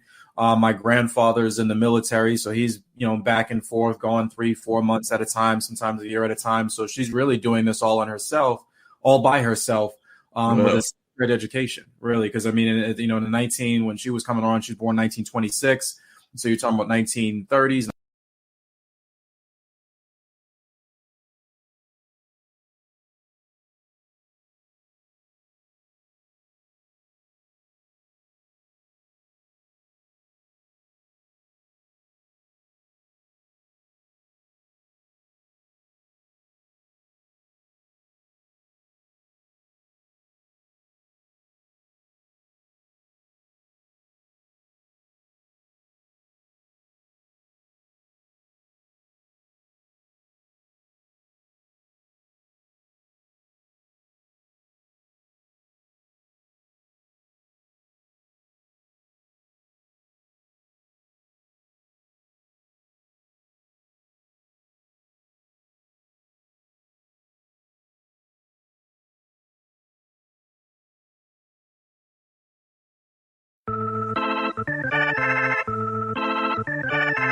She bought this brick building, rented out all the rooms, and slowly started selling at a discount in 2010, 2011, 2012. 2012, we probably made some of our best investments, my wife and I. Some of those properties we're still holding on today, and they've tripled in value. Some of the things that we were buying at $300,000 here in Boston, $350, are now well over $1 million here in Boston. So that's my journey. My company, my grandmother passed 4 or 5 years ago, and the company is just trying to continue her legacy here in Boston. Continue to build that. We own roughly 50 units now. At the time, we're looking to double that portfolio in the next year or two, and possibly expand to some other places. I'm looking at Virginia, Atlanta, and a couple other states as well.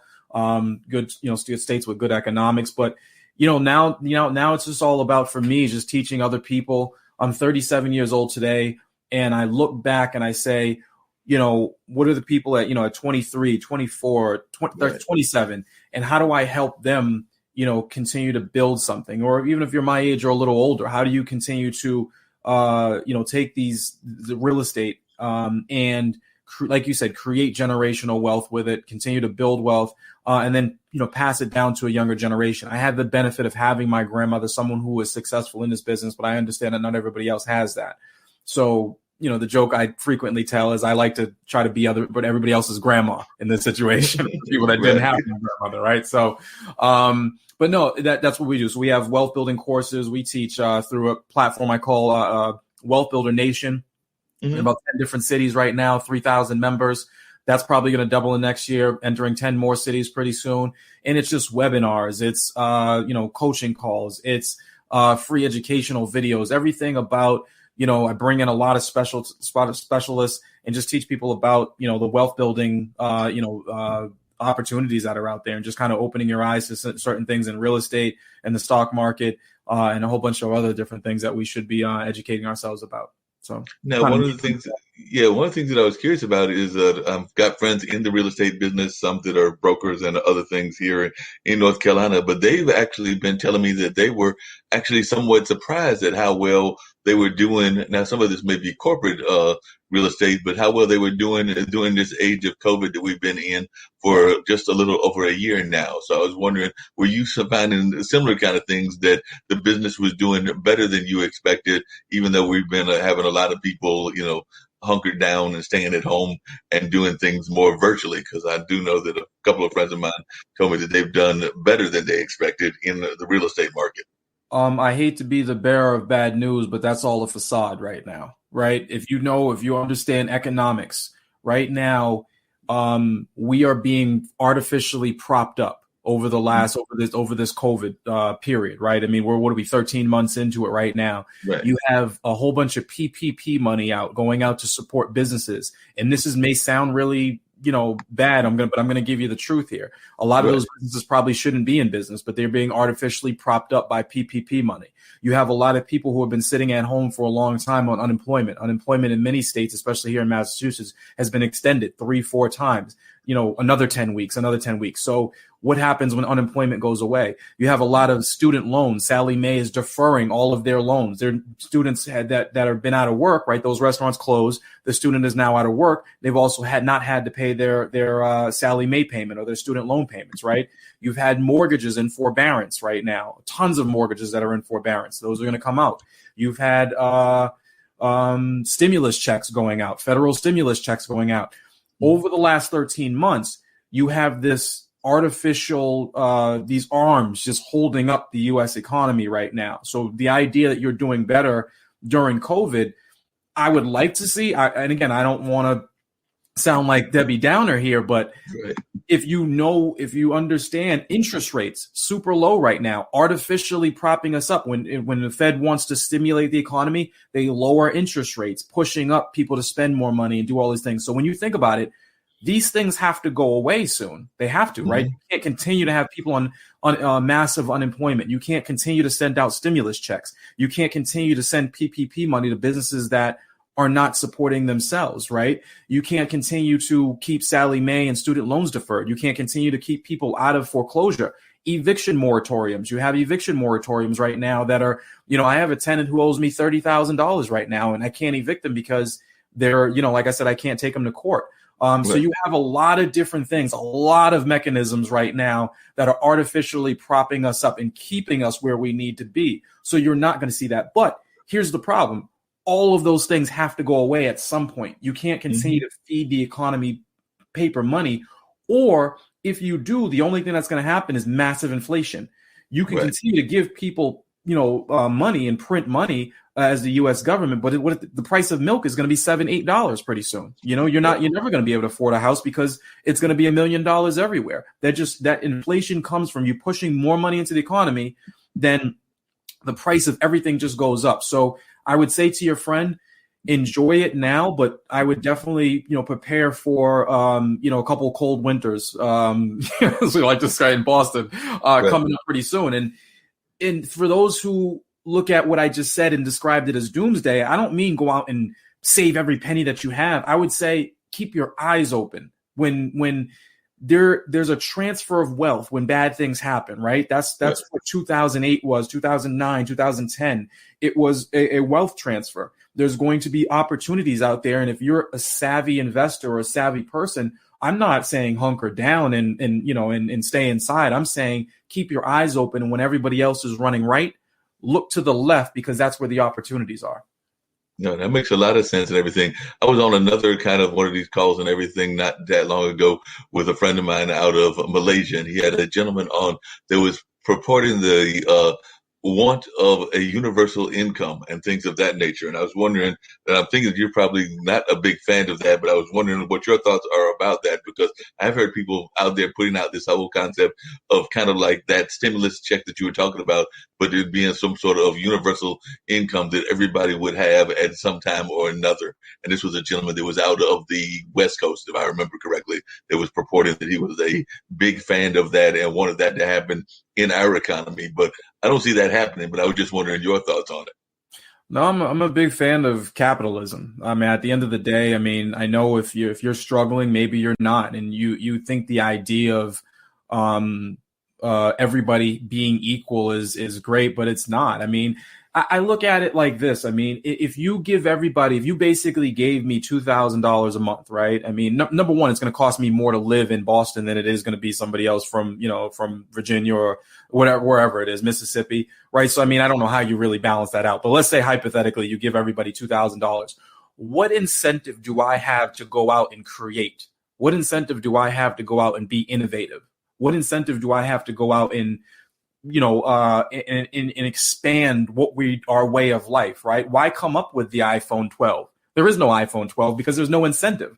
You know what I'm saying? If everybody made the same, I think that's what you're talking about, right? If everybody made the same exact thing and we all just had this universal income from the government, number one, how do you tax it? Where does the money come from? Because if nobody's actually making any more money and everybody's just sitting at home because they're going to get that just doesn't work. It just doesn't work. We live in the greatest country in the world because we live in a capitalist society. We're constantly pushing each other.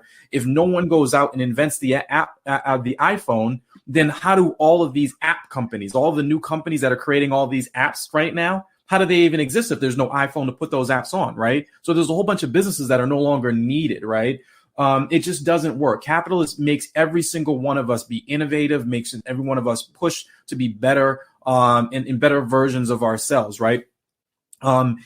It just doesn't work. I can talk about that for hours, but in my opinion, like I said, the reason I am where I am and the reason I think you're always going to have the idea that you can eliminate poverty, in my opinion, is just false. You can't do it. No matter what you're doing, there's always going to be people at the top and there's always going to be people at the bottom. That's just the way the world works. I mean, it's just like anything else in life. If you think about it, how can everybody in a class, in a classroom in school be equal? You can't. It just doesn't work that way. There's always going to be kids at the top and there's always going to be kids even at Harvard University and MIT. There are kids at the top and there are kids at the bottom.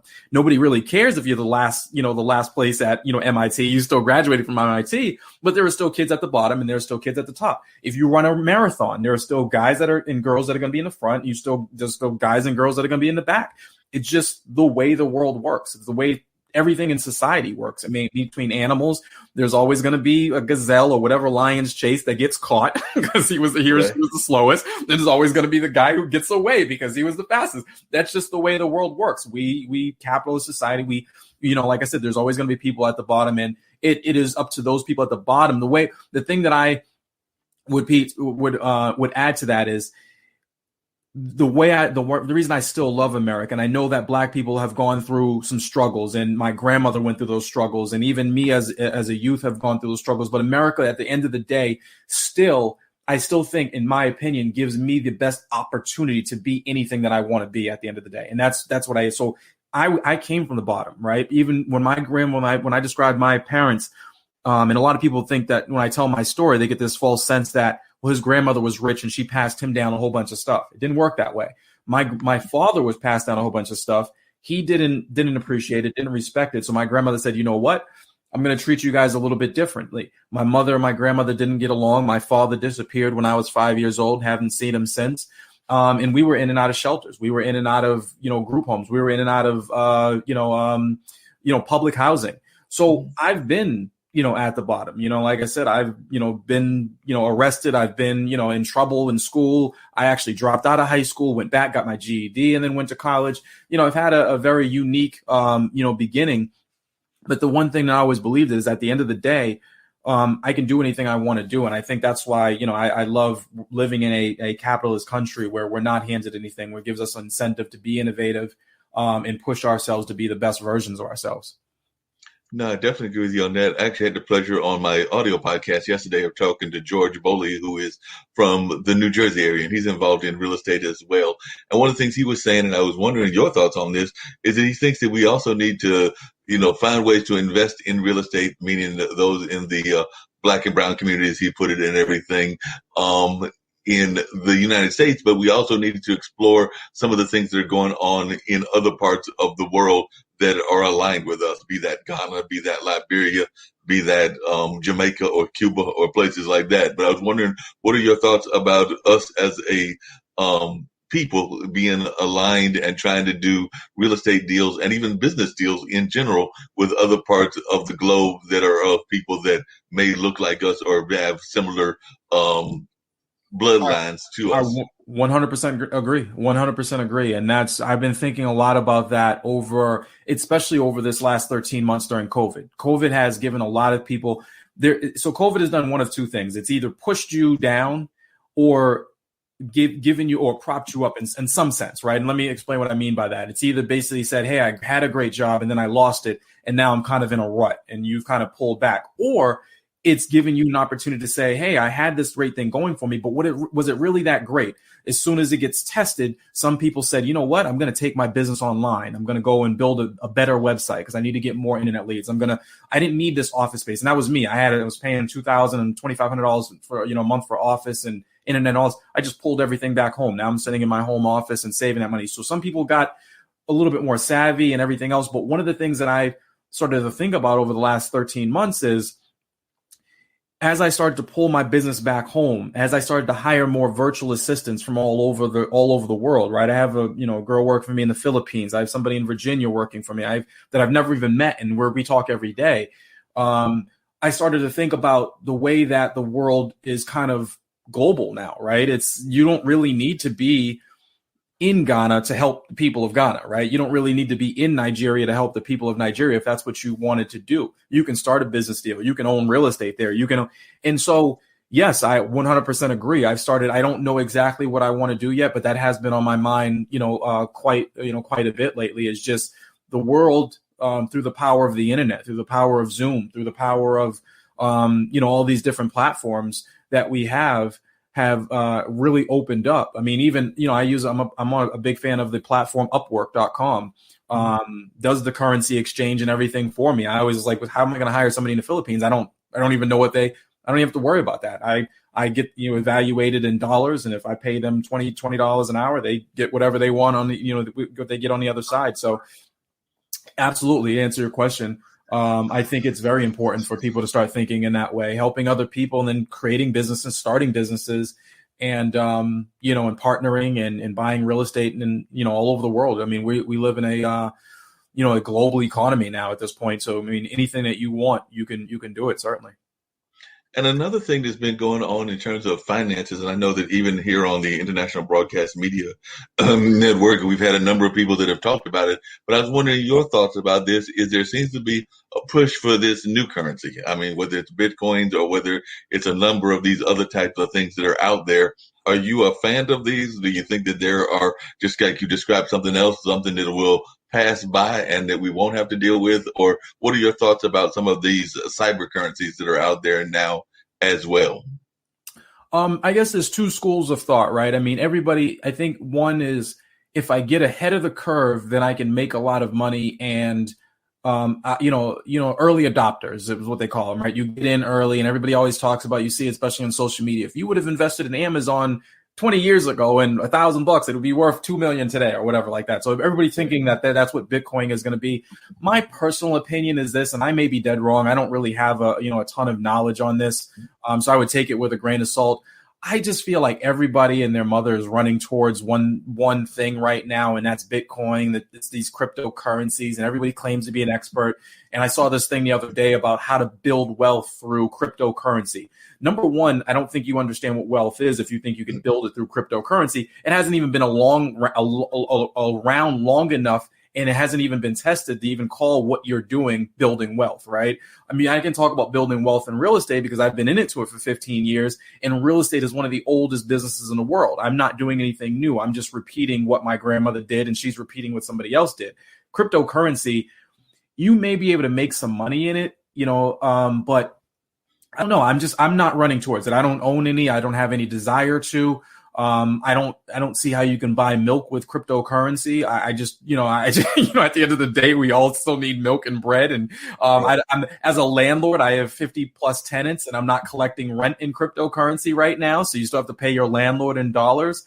Whether that changes, over time, I don't know. I also know that cryptocurrency is locked in. They can't make any more of it, right? So, I mean, then that means one coin is, I think there was some statistics that even all the millionaires in the world couldn't even buy one cryptocurrency or one coin because there's not enough of them, right? So I just, for me, I wouldn't take, my personal opinion is, I'm sticking to what's tried and true. Real estate has been around for centuries, right? I don't see a tech solution for real estate. I just don't see it coming, right? Your iPhone can disappear and it could be the, Cloud Phone 9 that's, that we're all using a year from now.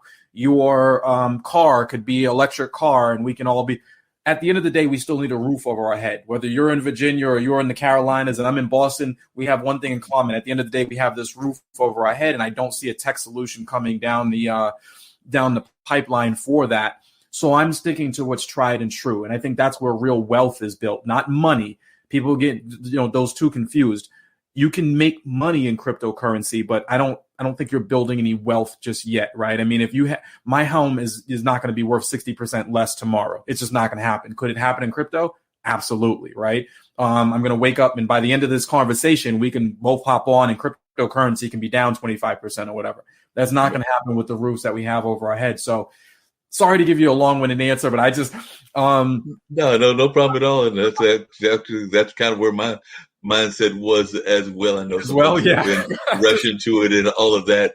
But I was also wondering about, because you mentioned one of the other things that you do as, and also your company does, is the stock market. And I do feel that enough of us, meaning Black and brown folks, do not get involved in the stock market in any sense of the ways that some of our counterparts may. And I'm just wondering, how are you doing in terms of getting us to understand the importance of the stock market? And for those that are listening to us now and would like to learn about the stock market, why do you think the stock market is vital for us to get involved in? Because I know a lot of times folks will talk about they want to invest in this or that, but a lot of times it's private investments. It's like investments within businesses that they are personally aware of in their community or things of that nature. I don't hear enough of us getting involved in the stock trade that goes on in New York and definitely Tokyo and some of the other places. But I was just wondering your thoughts on that and why we should be getting more involved. Well, I think you should be getting more involved because you want to have a diversified portfolio of investments. That's really what it comes down to at the end of the day. I am heavy in real estate. I would say 80% of my wealth is tied up into real estate. And the reason I get into the stock market, I try to basically diversify my risk. If something happens to real estate and I'm wrong, and there is a tech solution coming down the pipeline for real estate, then I have a good portion of my portfolio at risk. But it's also, there's opportunities within the stock market. I think some people get too heavy into it. They bank their whole entire retirement on what the stock market does. I think that's wrong. I think that's a faulty play. I think for me, I treat the stock market, and hopefully this answers your question, the same way I treat real estate. When everybody else is running one way, I'm looking the opposite direction, right? If everybody's jumping into Bitcoin, I'm not going to Bitcoin. I'm looking at what they're not going into. So I can tell you what I did specifically.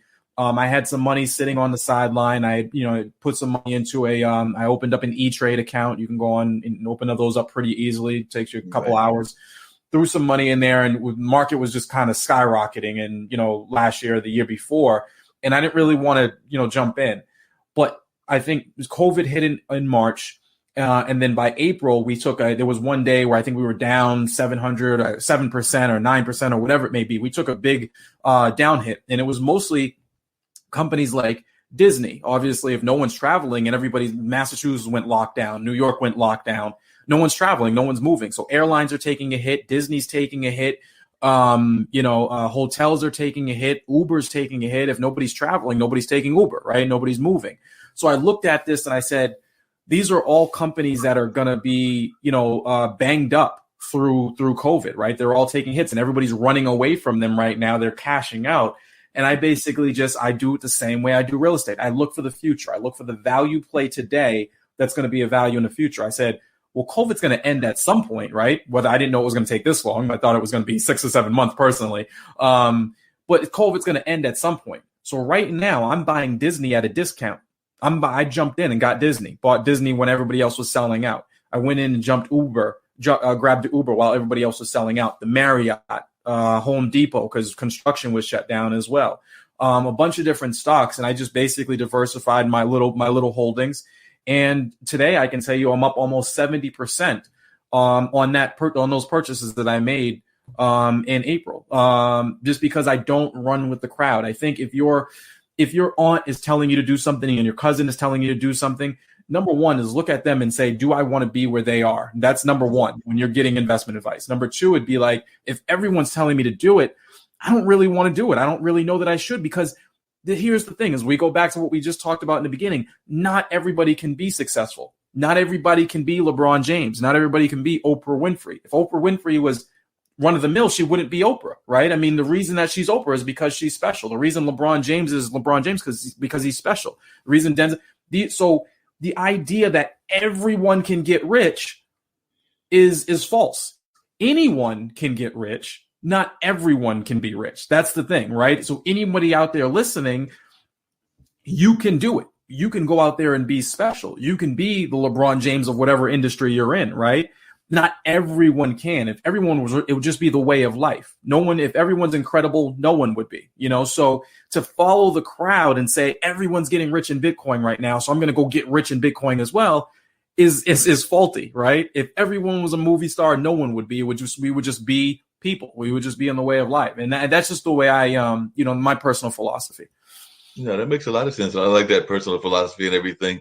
Now, another thing that I know was oftentimes talked about in our society and everything for a number of years was the fact that for too often we did not understand the importance of land. And I know many a story of somebody that let their land get sold or bought at what would amount to dirt cheap rates and things of that nature. And I know that too often we do not hold on to our land and all of that. One of the things that I can say that I'm very proud of my mom and her sisters about is that they have kept the land that they've got in Hollister. As a matter of fact, they just had a meeting a couple of weeks ago with somebody that wanted to buy the timber because they were not going to sell the land. Now they might sell the timber and then they'll reseed it and get more timber later and Yep. everything. But they were not going to sell the land, and they definitely are trying to keep the land within the family and all of that. And I do know that too often we don't think about that, whether we're living in a city or we're living in a country town. The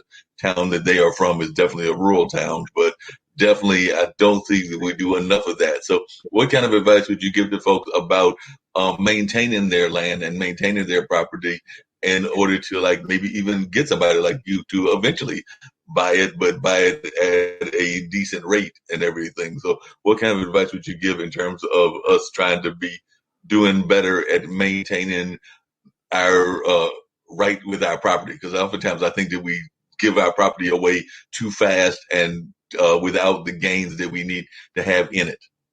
Yeah, so I would say this, and again, this is the one of the things that I think everyone should learn. Everyone has to. My wife is a pharmacist, right? And she never in pharmacy school, they never make you take any business classes. When you go to college for engineering, there's no requirement for you to go into any business courses. And I think that regardless of, I think that's wrong for schools to do that. But one of the benefits that I've had that most people don't have is micro and macroeconomics. And I think that everyone, regardless of what course you're in or what program you're in, or even if you're out of school and you're a little bit old, go read a book on economics and you will understand exactly why the answer to your question. But I'll give you, kind of my synopsis of it or breakdown of it. It's called supply and demand. It works with everything. Everything in the economy works based on supply and demand. If I have 3 oranges and you want an orange and there's 10 other people in the room and they all want oranges, they have a desired need. Oranges now cure cancer. I'm not going to sell those oranges for, a couple bucks. I'm going to start bidding them up. I'll give them all 3 of them to you if you give me, the top dollar. So everything in the economy works on supply and demand. When we have a lettuce shortage, honestly, I don't know why this stuff happens. But we have lettuce shortage. The price of lettuce goes up. We have a gas shortage. The price of gas goes up. So why am I talking about economics when you ask me a question about land? Is the globe getting any bigger? No, it's not. Is Boston getting any bigger? No, it's not. Is North Carolina or Charlotte getting any bigger? It's not. But what is getting bigger? Our population. The population is growing. When I was in school, I think there was 6 billion or 6.5 billion people on the planet. I think there's 7.5 billion people on the planet right now. So if that's the case, if you basically have a limited supply of something and a growing demand of something, what happens? The price goes up. And that's all it is. That's all real estate investing is at the end of the day. So if you have, if your population is shrinking, if you're in a neighborhood or a city or a town where the population is people are fleeing, then sell your land, get rid of it, get rid of it now and move on. But if you're in a city or a state or a town where people continue to move in and you see development all over the place, and this is what I'm seeing in Boston, right? We have certain pockets of Boston that are, let's say call it Class C neighborhoods. Mm-hmm. And we have certain neighborhoods that are Class A. When you drive through those Class A neighborhoods and there's 25 construction projects going on, well, those developers are going to need some place to go and make money afterwards. And where are they going to go? The Class B neighborhoods. And then when they're done with the Class B, where are they going to go? So you have development. And when you see the mayor and towns and people and everybody's building and, supply, this is just pushing the economy up. It's supply and demand. The population is growing and all of us. And again, there's no tech solution for real estate. You need a place to sleep. You need a place to live. So at the same time, if you have more and more people coming in, then if you own the land, then the price of that land goes up, right? So hold on to it. And most people, I know a lot of people, Black and brown people here in Boston, we struggle because we have these big 4,000 square foot homes and we struggle to take care of it. But that's when you need to learn a little bit more about money and being able to tap into the equity within those homes, right? If you have I see a lot of people, they have homes that are worth $700,000. They only owe $200,000 on it, but it's falling apart. You need to learn how to be able to tap in to that equity, go borrow $100,000 and fix that place back up. Use that, now fixed up and rent it out if you have to. Hold on to it. And hopefully that makes sense. I know I'm all over the place. I'm trying to summarize years of economics into a 5-second thing. But at the end of the day, it's about supply and demand. Our population is growing, but the earth is not getting any bigger. Boston is never going to be any bigger than it is right now. Charlotte is never going to be any bigger than it is right now, right? So it's going to push the price of real estate is going to go up. Plus, you have a lot of foreign money coming in. You have people, investors from China, investors from India, all trying to come into cities like Boston to stabilize their money. You have a lot of Arab nations obviously investing in cities like Boston as well to try to come in and buy real estate because they know there's solid, stable pieces of property that we have here in the States. So hopefully that makes sense. No, that makes a lot of sense. And I know one of the things that the founders of the international broadcast media talk about, and I'd love to hear your thoughts about this, is they feel, and I think that you would probably agree with them, that we don't do enough teaching about finances and about learning about wealth and learning about a number of other things that have to do with the economy in our school system. They feel that that's one of the things that we don't do enough of. I remember that, I can't remember whether it's Nick Valveda or Kim Calhoun who is one of the other founders, but one of them has this saying that we're using 18th century values in the 21st century in terms of the way that we're teaching. And we're not teaching enough about even like basic balancing of your budget for school kids and everything within the school system. So I'd love to know your thoughts about that. And if that's something that you think that we need to be working on improving in the 21st century. I literally wrote a book about it. It's called Cash Flow Secrets. Not to pitch my own stuff on here, but it's on Amazon right now. It's called Cash Flow Secrets. It's all about the stuff that they didn't teach me in school. One of the things that aggravated me is I have always wanted to be wealthy. I mean, since I was a kid, right? I hated the fact of it wasn't about cars or wasn't about living a lavish lifestyle. It was about, I don't really ever want to worry about where my next meal is coming from. I don't want my children to worry about where their next meal is coming from. I never wanted to, I've seen this happen before where families are well off and they have one medical, somebody gets sick severely and that those medical bills just drive and all of a sudden they're selling their home and they have to move to a different neighborhood and move to a different school system. Happened to friends of mine. A funeral, somebody dies, the primary breadwinner dies. They don't have life insurance or coverage. So all of a sudden now they're selling their home to cover for that, those costs and everything else. So for me, it was always about, becoming wealthy, not a lavish lifestyle, but not having to worry about those basic necessities, right? So when I was younger, I actually wanted to go to school for culinary arts. And I started a 2-year program and I wanted to be a chef. And it was in that 2-year program that I took those 2 courses on economics, micro and macroeconomics, and it opened up my eyes to the world of business. I changed my major, I think almost immediately after that. I said, you know what? Anybody can be a chef, and that's fine. If those are people that are being a chef, is not just be disrespectful. But if I want to own the restaurant, not just be a chef, but I want to own the restaurant, I need to learn business as well. So I switched my major and went to school, and I basically said to myself, I was like, what is going to be the one major that's going to teach me the most about money? So I went to school for business finance. I was like, okay, I looked at accounting, and there was a finance degree, an accounting degree, and I looked for tons of different schools, and I said, seems like the best place to teach me about money. I went through a 5-year, Northeastern University here in Boston, 5-year program at Northeastern University. And I give you my word, when I got out, I was no better off than anybody else. They don't teach you about money in school, even in a business finance program. Everything that you learn about money, personal finance, you have to get out and learn on your own. So yes, I agree with them 100%. Even in a program, a 5-year program for business finance, I learned very little I learned about corporate money. I learned about doing corporate books. I learned about corporate accounting, corporate finance. But does that necessarily translate to managing your own money? Teaching you about life insurance, teaching you about saving a little bit, teaching you about the stock market, teaching you about the benefits of real estate, teaching you about wealth building, teaching you about 529 plans and Roth IRAs and all those different things. It teaches you absolutely none of it. So speaking from somebody who ideally went to a program that should teach you the most about money, I learned very little bit about it. I had to learn all of that stuff on my own after getting out. So that's what Cash Flow Secrets is about. I tried to basically take all the things that I thought were necessities and put them into a easy to read short. I think it's 52 secrets or 35. I can't remember the exact number of secrets in there, but basically things that you must know that the schools never teach you. And that's essentially what it's about. So I 100% agree.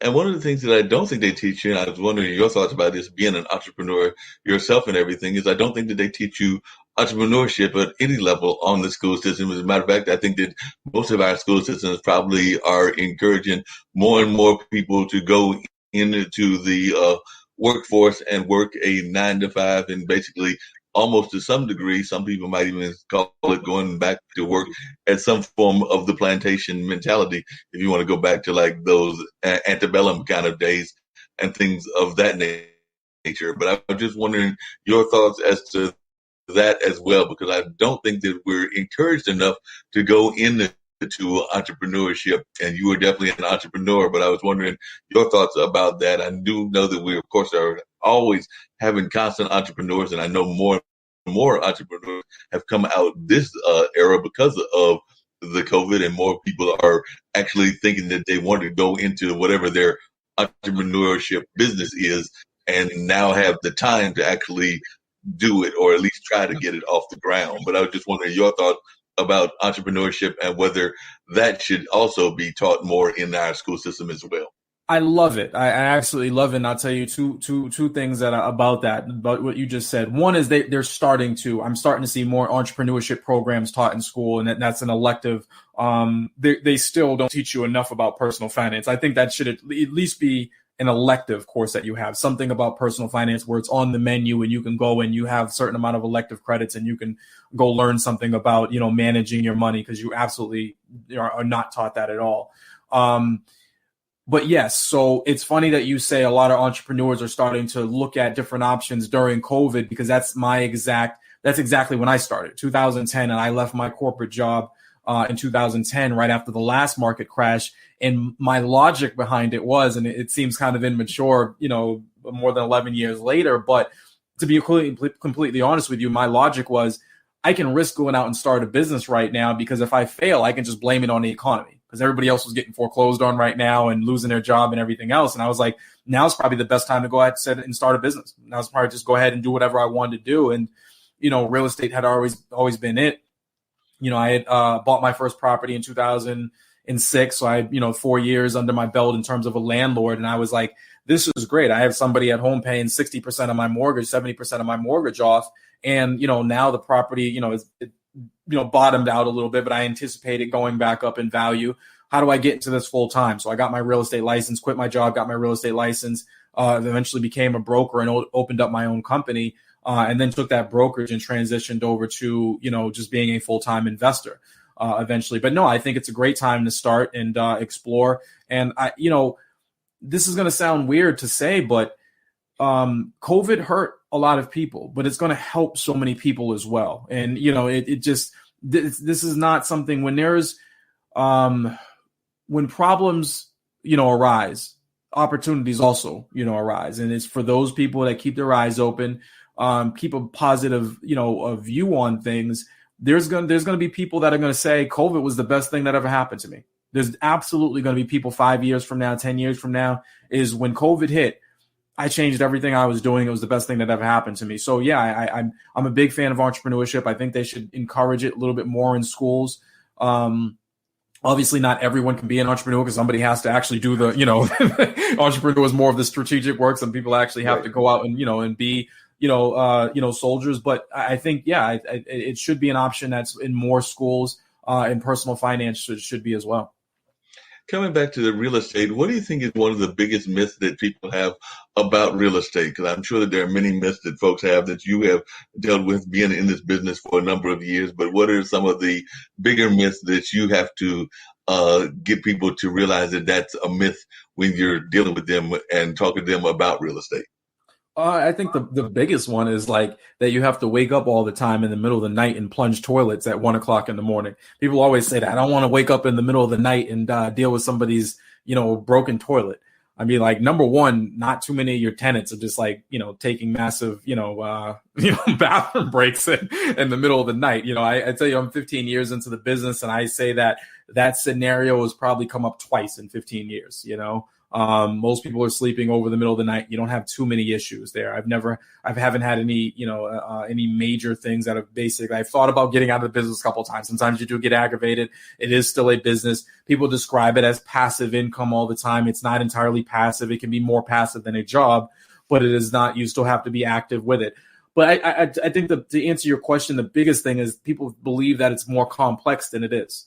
People believe that, I think my personal, opinion is that we live in a very instant gratification society right now. Everybody wants everything tomorrow. That's why Bitcoin is attractive. That's why the stock market is more attractive than sometimes real estate, because they can see, they can check their stocks every day, right? You can log onto your E-Trade account and you can see, I'm up, I'm down, blah, blah. It's like being in a casino.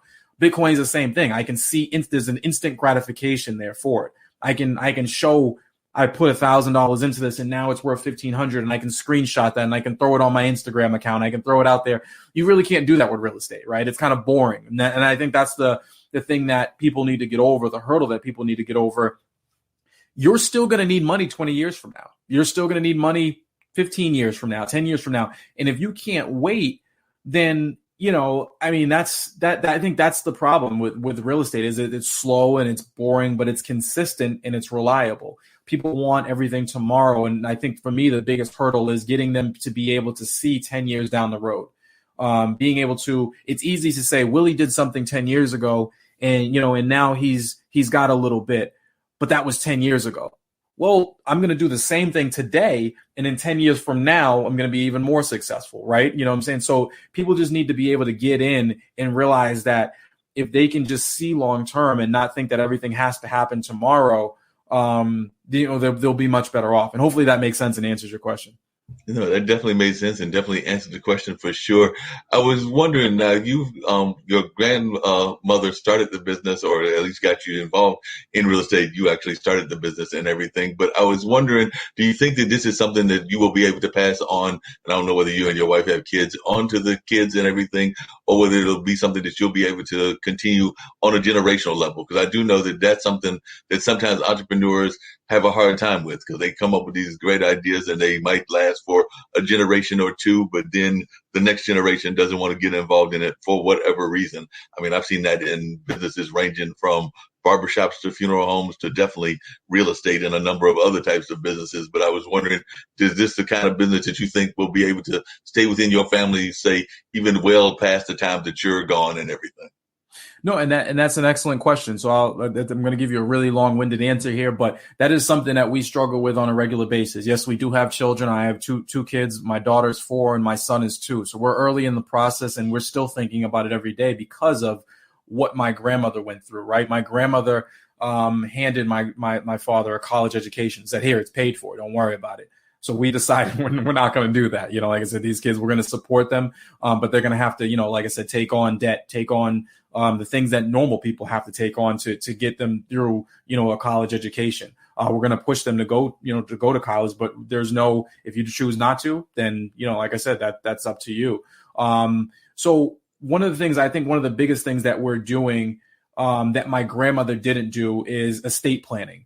So even when she passed, she had about, let's say, $50,000 to her name when she passed, and then a whole bunch of hats and clothes and churches. And it was amazing. It was like a Tyler Perry movie. People were just coming out of the woodworks with their hands out asking for stuff. And it was just chaotic. And I was kind of, the guy in charge. And one of the things that it really taught me, and I talk about this in the book as well, is just kind of the importance of estate planning, right? She died without, in Massachusetts, you can't have just a handwritten will. In Massachusetts, it needs to be notarized. It needs to be on file. It needs to be, a proper document. So her 3 versions of her handwritten will that we found just weren't, satisfied. So you have to go through court and it gets really sticky, and uncles and aunts are fighting over something that they think is much larger than it actually is.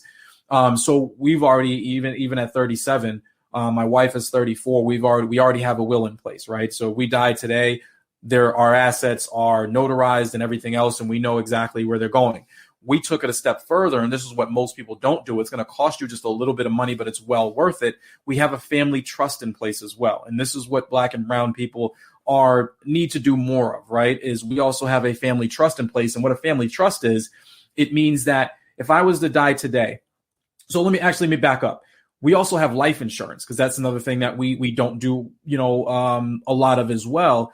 Life insurance, most people, and again, I don't want to get too drawn out here. I don't want to teach a whole bunch of, financial literacy classes, but if you have the $30,000 policy offer where somebody's offering you $30,000 for $100 a month, that is not a good deal. I mean, if you don't have to take a blood test, you don't have to take a physical to get your life insurance, it's not real life insurance, in my opinion. I'm going to disclose exactly. I pay about $80 a month for $1.5 million in coverage. That is real life insurance, right? So there's a whole bunch of scams out there. People will mail you all the time. You can get $25,000 and all you have to do is pay $50 a month.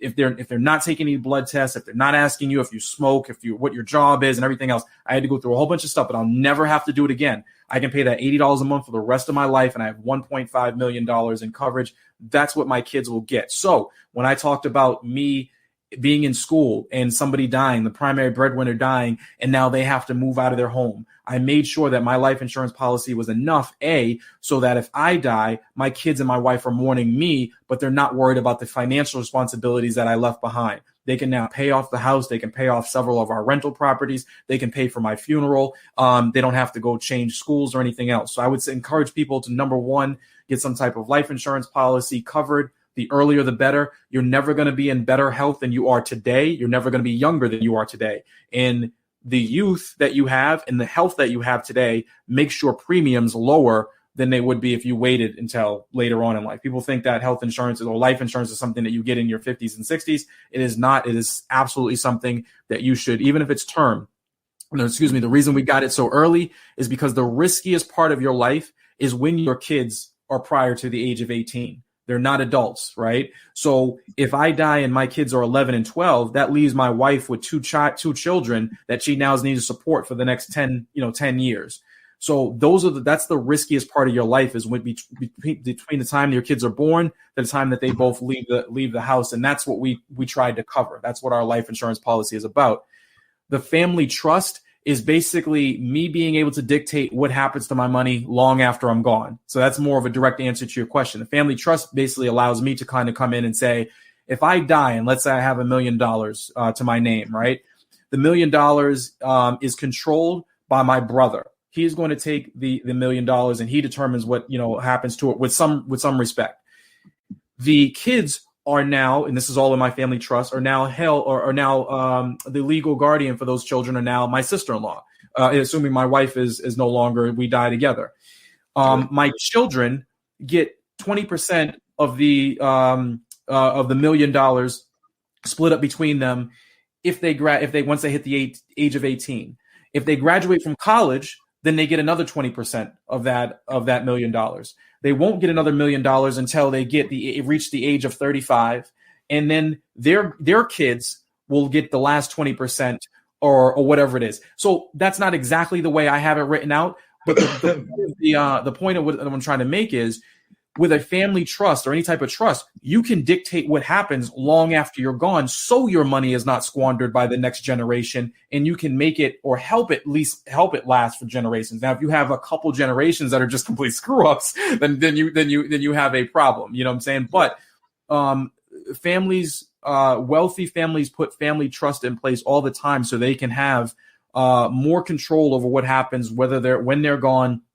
And that's where you get the term trust fund baby and stuff like that. It's to protect the youth and what their inexperience with money as they go along. You can put the beauty of a family trust is you can put anything in there. They get the car of this. They only, if you wanted to read Rich Dad Poor Dad, they only get the money if they read this financial independence book or whatever it may be. So I hope that answers your question. That's how we're using a will, we're using life insurance, and we're using family trust to protect the next generation from their inexperience with money. And hopefully we have we spent a ton of time writing our wills, writing our family trust, and putting these mechanisms in place to make sure that, and also the guardians that for these different people, we made sure that we put the most responsible people in our families, assuming that we're gone, in charge of different assets, in charge of our children, in charge of other things, to make sure that they are well taken care of. That makes a lot of sense. What are some of the things you mentioned your grandmother at the beginning of the interview? What are some of the things that you think that she taught you really well? Because it sounds like she was definitely a rock in your life and everything. So I just wondering some of the life lessons that you got from your grandmother that you are trying to pass on to your kids, as well as just trying to pass on to folks that are in your circle of influence. Life lessons from my grandma that I'm trying to pass on to my kids. I think it's the one lesson that she, it sounds weird, but I'm trying to put some type of adversity into their lives. When you have everything handed to you, I think it's difficult for a child to show some level of appreciation. I think the biggest thing that my grandmother did for me is not say, here's my money. Here, I'm going to take care of you. I'm going to give you this. I know it was hard for her to see, especially because she was well off, but saying, hey, I'm going to let you guys live in the projects. I'm going to let you guys live in, your mother doesn't, agree with my philosophy in life, but that's your mother, and I respect your father's now gone. I'm going to if you guys need something, I'm here. I'm never going to let you, go hungry. I'm never going to let you, really perish. But at the same time, giving us some level of adversity in our life. I struggle because I don't know how I'm going to do that for our kids. But I think that was one of the biggest lessons that she taught us. And then some of the smaller things. It's not necessarily what you can buy, but what you can keep. I'm a big fan of, I drive a Honda, Ridgeline. I'll drive the last one I had for 12 years. This one, I just bought a new one last year, and I'll probably drive that one for the next 10, 12 years. So it's what you maintain, what you're able to keep. Instead of me going out and buying a 5,000 square foot home, we have a home that's half that size. But it's super efficient, right? It's well insulated, it's well maintained and well taken care of. And I'd rather, one of the things that she's instilled in me is you'd rather have something like that. That's instead of having this massive, piece of property, having something that's a little bit smaller, but a little bit more efficient and that you take care of really well. So just different, life lessons and philosophies that she's instilled in me. And I share a lot of those in Cash Flow Secrets as well. Definitely sounds like that's a book that more and more people need to get and everything. What are some of the things that you try to tell folks that have been in, like you said, you actually went from your grandmother having this wealth to your parents not doing all that well and you living in the projects and everything. But what do you say to those folks that are living in the projects or living in those kind of beat up neighborhoods and feel that there is no escape? Because it sounds to me like you've actually managed to escape. And of course, some of this is your own persistence and things of that nature. But I do know that a lot of times folks will get caught up in that welfare mentality, or they'll fear that like child services is going to get their kids, or a number of other things that could happen when you're in the projects. And since you definitely had that experience of living in the projects, what do you say when you run across folks that are in that environment and feeling like there is no escape? A couple different things. Number one is that, it was very difficult for me to change my circle. It's very difficult. You feel like a sellout. You feel like someone who is leaving people behind. People are going to say you changed, you're different. But if you want better and people don't want better, then be different, change, be a sellout. That's just, you have to come to terms with what other people, the people that you're going to leave behind, so to speak, like I said, and if you really want to be connected, stay connected. But in order to better yourself, not everybody wants to go on that journey. Not everybody wants to be Oprah. Not everybody can be LeBron James. It comes back to, if you want to be successful, then you're going to have to leave some people behind. That's just number one. There's going to be a crowd, that shifts, right? So for me, it was going out and seeking other people that wanted the same things that I wanted. I actually, for a long time, was struggling to try to bring the people that I grew up with along with me. Everybody had to come with me. And I was basically holding myself back. And my mother's used to said that. She was like, you got to get to the mountaintop and then you can shine a light on the path for everybody else. But you're trying to carry everybody up the back, on your back, up the mountainside. You know what I'm saying? It just doesn't work that way. So I would say number one is understanding that your circle is going to change. It doesn't make you a sellout. It doesn't make you, anybody who is, leaving other people behind. And then I would say, number two is you can do anything that you want, in this world. And I truly believe that no matter where you're coming, no matter where you're coming from or where you're starting from, and no matter what your past was, people always have an excuse about why they're different or why they're their situation leaves them at a disadvantage. But I truly believe that you can do anything that you want. You just have to put your mind to it. We live in like I said, we live in a world where the whole globe is connected now. You can build a business entirely. If I wanted to right now, where I'm sitting right now, make a 6-figure income and never leave this desk, I can certainly do it. I could probably make 7 figures and never have to leave this desk. That's the beauty of the internet. That's the beauty of having this world that's completely connected. You just have to be you have to be hungry enough. You have to be able to go out there and search for opportunities, figure out what you want out of life, and just go do it. But I truly believe, to summarize that anybody can do anything that they want. You just have to want it enough.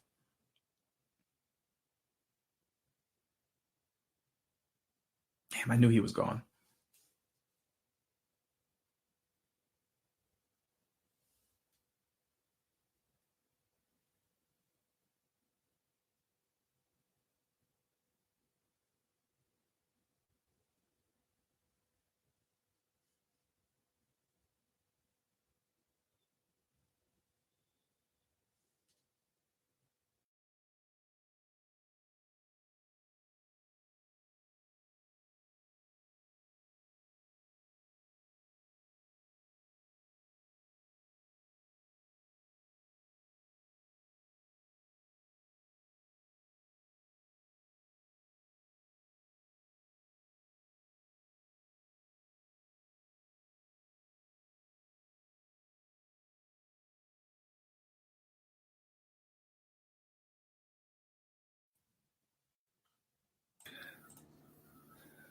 Sometimes the computer decides that it wants to do crazy things, so I just had another computer and all of that. So definitely continue with what you were saying, because I know that sometimes those things will happen in life and everything.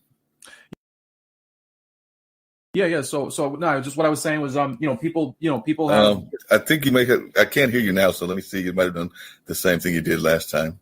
Give me 1 second. Oh, that could be me. Hold on, that could be me this time. I think it's you. Yeah. Say something there, Mr. Mandrell. Yep, I'm here. Yep, there we go. There we go. Yes. That was on my side that time. Yeah, no worries. So I think what I was saying was just people. I truly believe that anybody can do anything they want in this world. I think the whole world's connected. The internet is a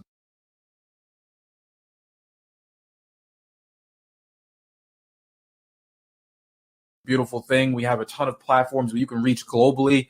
I was mentioning the fact that I think I can make a 6-figure income sitting at this very desk. That's just how interconnected the globe is, and how you can, use platforms like Upwork to hire people and be hired and everything else. And I think at the end of the day, it's just, having the desire and the I wake up every single day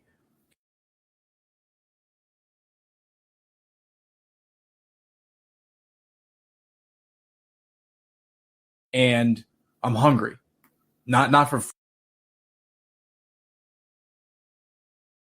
food necessarily, hungry for more, just success, hungry for a higher level of achievement. And it's not, I won't even say success. I think that's the wrong word. I think it's just truly trying to just be all I can be, inspire as many people, help as many people as I can possibly help. But I wake up every day with that hunger to be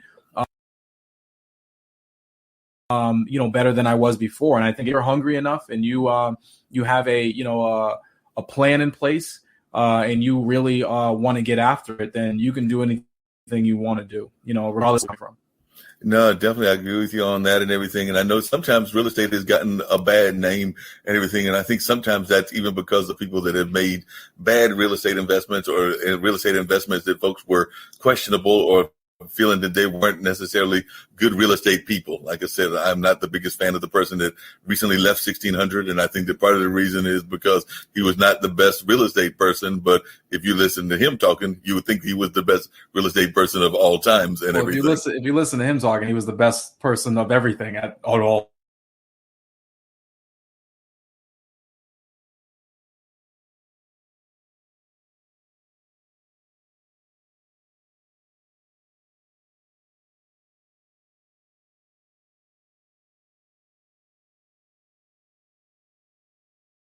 times and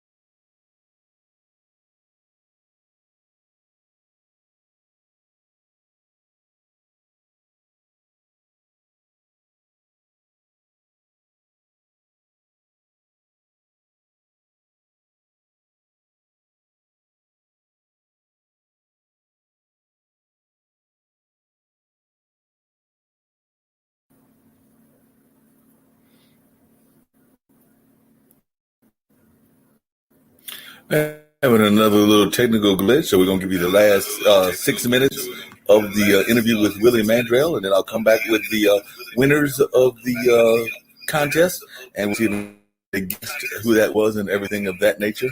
But we've got 6 more minutes, and y'all actually see this on Periscope as opposed to the other way we were doing the interview. But just catch the last 6 minutes, and I do want you to catch that right now. So, going to bring that to you right at this moment.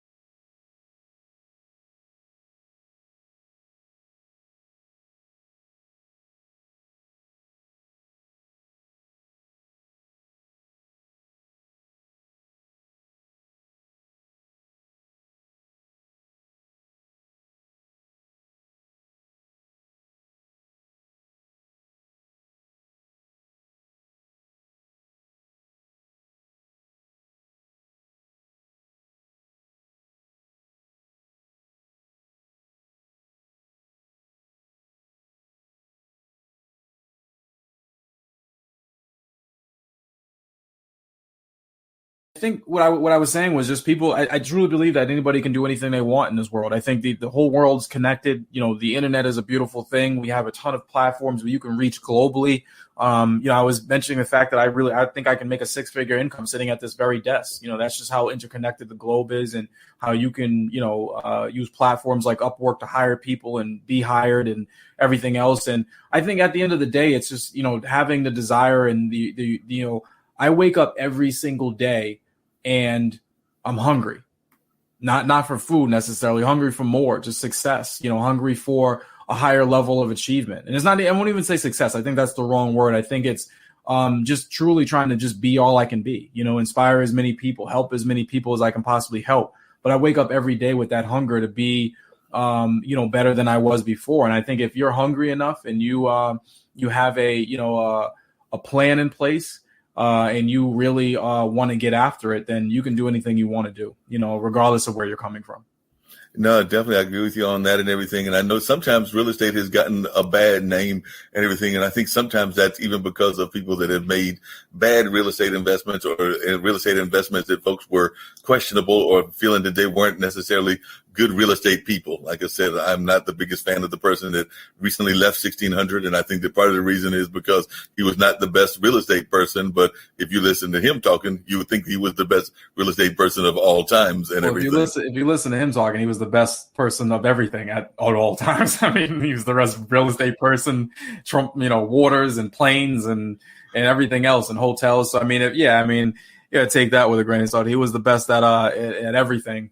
According to him. But real estate is what real estate is. You can be, a bad baker or, have a reputation of, as a bad restaurant owner if you want.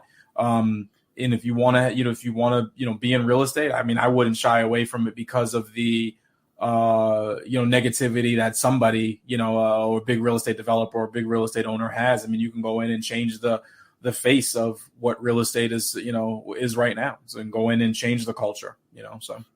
No, definitely agree with you on that and everything. One of the things that I'm here to wrap it up and everything, I appreciate you taking the time to definitely give us this interview and everything. So I definitely appreciate you giving a lot of insight. If folks are interested in either reading the book or learning more about your company and everything, I'm sure that we would love to have the website, or if you want to give your social and ways that folks can reach out to you, I'm sure that people would love to know that right now. And then one of the things I always get all of my guests to do is give a word of encouragement or a word of positivity. And that's just like a little catch thing that I try to do on all of the different platforms that I'm part of. So definitely, if you want to let folks know how they can reach you and any words of encouragement or positivity that you have that you would like to share. Yeah, so the book itself is on Amazon. Cash Flow Secrets. You pull it up, you should be able to find it pretty easily. You can also Google Cash Flow Secrets or Willie Mandrell.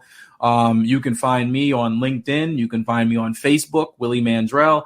You can find me on Instagram. I would definitely encourage you, if you want to know more about financial literacy, real estate, wealth building, my YouTube channel, definitely subscribe. There's a ton of stuff. Dropped a bunch of videos today. Ton of stuff coming out this week. So it's youtube.com/W Mandrell, Mandrell. And then words of encouragement. I'd say just get out there and do it. Like I said, it's a big world. You can do anything that you want to do. I truly believe that. I don't think that, there were people who had a lot of privilege and never made anything of themselves. There are people who come from very tough backgrounds and made everything of themselves. So you're always going to have objections in your way. You're always going to have hurdles. You're always going to have things or people that are standing in your way. Sometimes they're your family members. Sometimes they're your friends. Sometimes they're your spouse. But you just have to have the mental head strength to be able to just, get over all that. You choose a destination. And I would say that's the biggest thing, is just choosing a destination. Most people never really, they just, wake up and they just kind of, I'm going to work really hard this month, or I'm going to work really hard this quarter, or whatever it may be.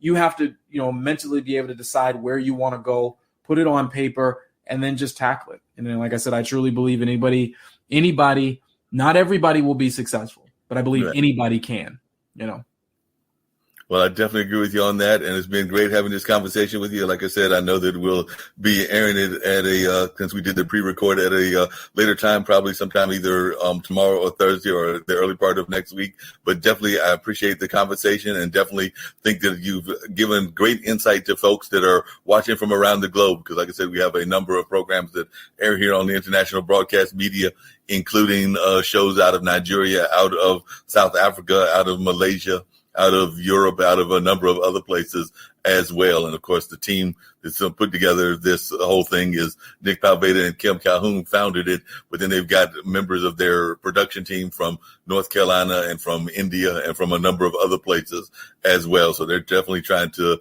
show the world that, as you mentioned earlier, that this is definitely a global community and trying to have folks from around the globe communicate with each other and learn from each other. And you've definitely given us some great lessons about financial literacy on this particular day. So I want to thank you for joining me, and do know that you're always welcome to come back and share any of that great wisdom that you have at any time that you feel like coming back. Hey, Mark, I appreciate you having me. So I appreciate it. All right. Well, that's going to wrap up this special edition and everything. And like I said, hope that folks guys gathered a lot of lessons from Mr. Mandrell, and definitely I'm looking forward to having him come back in the very near future and sharing some more of his wisdom and all of that.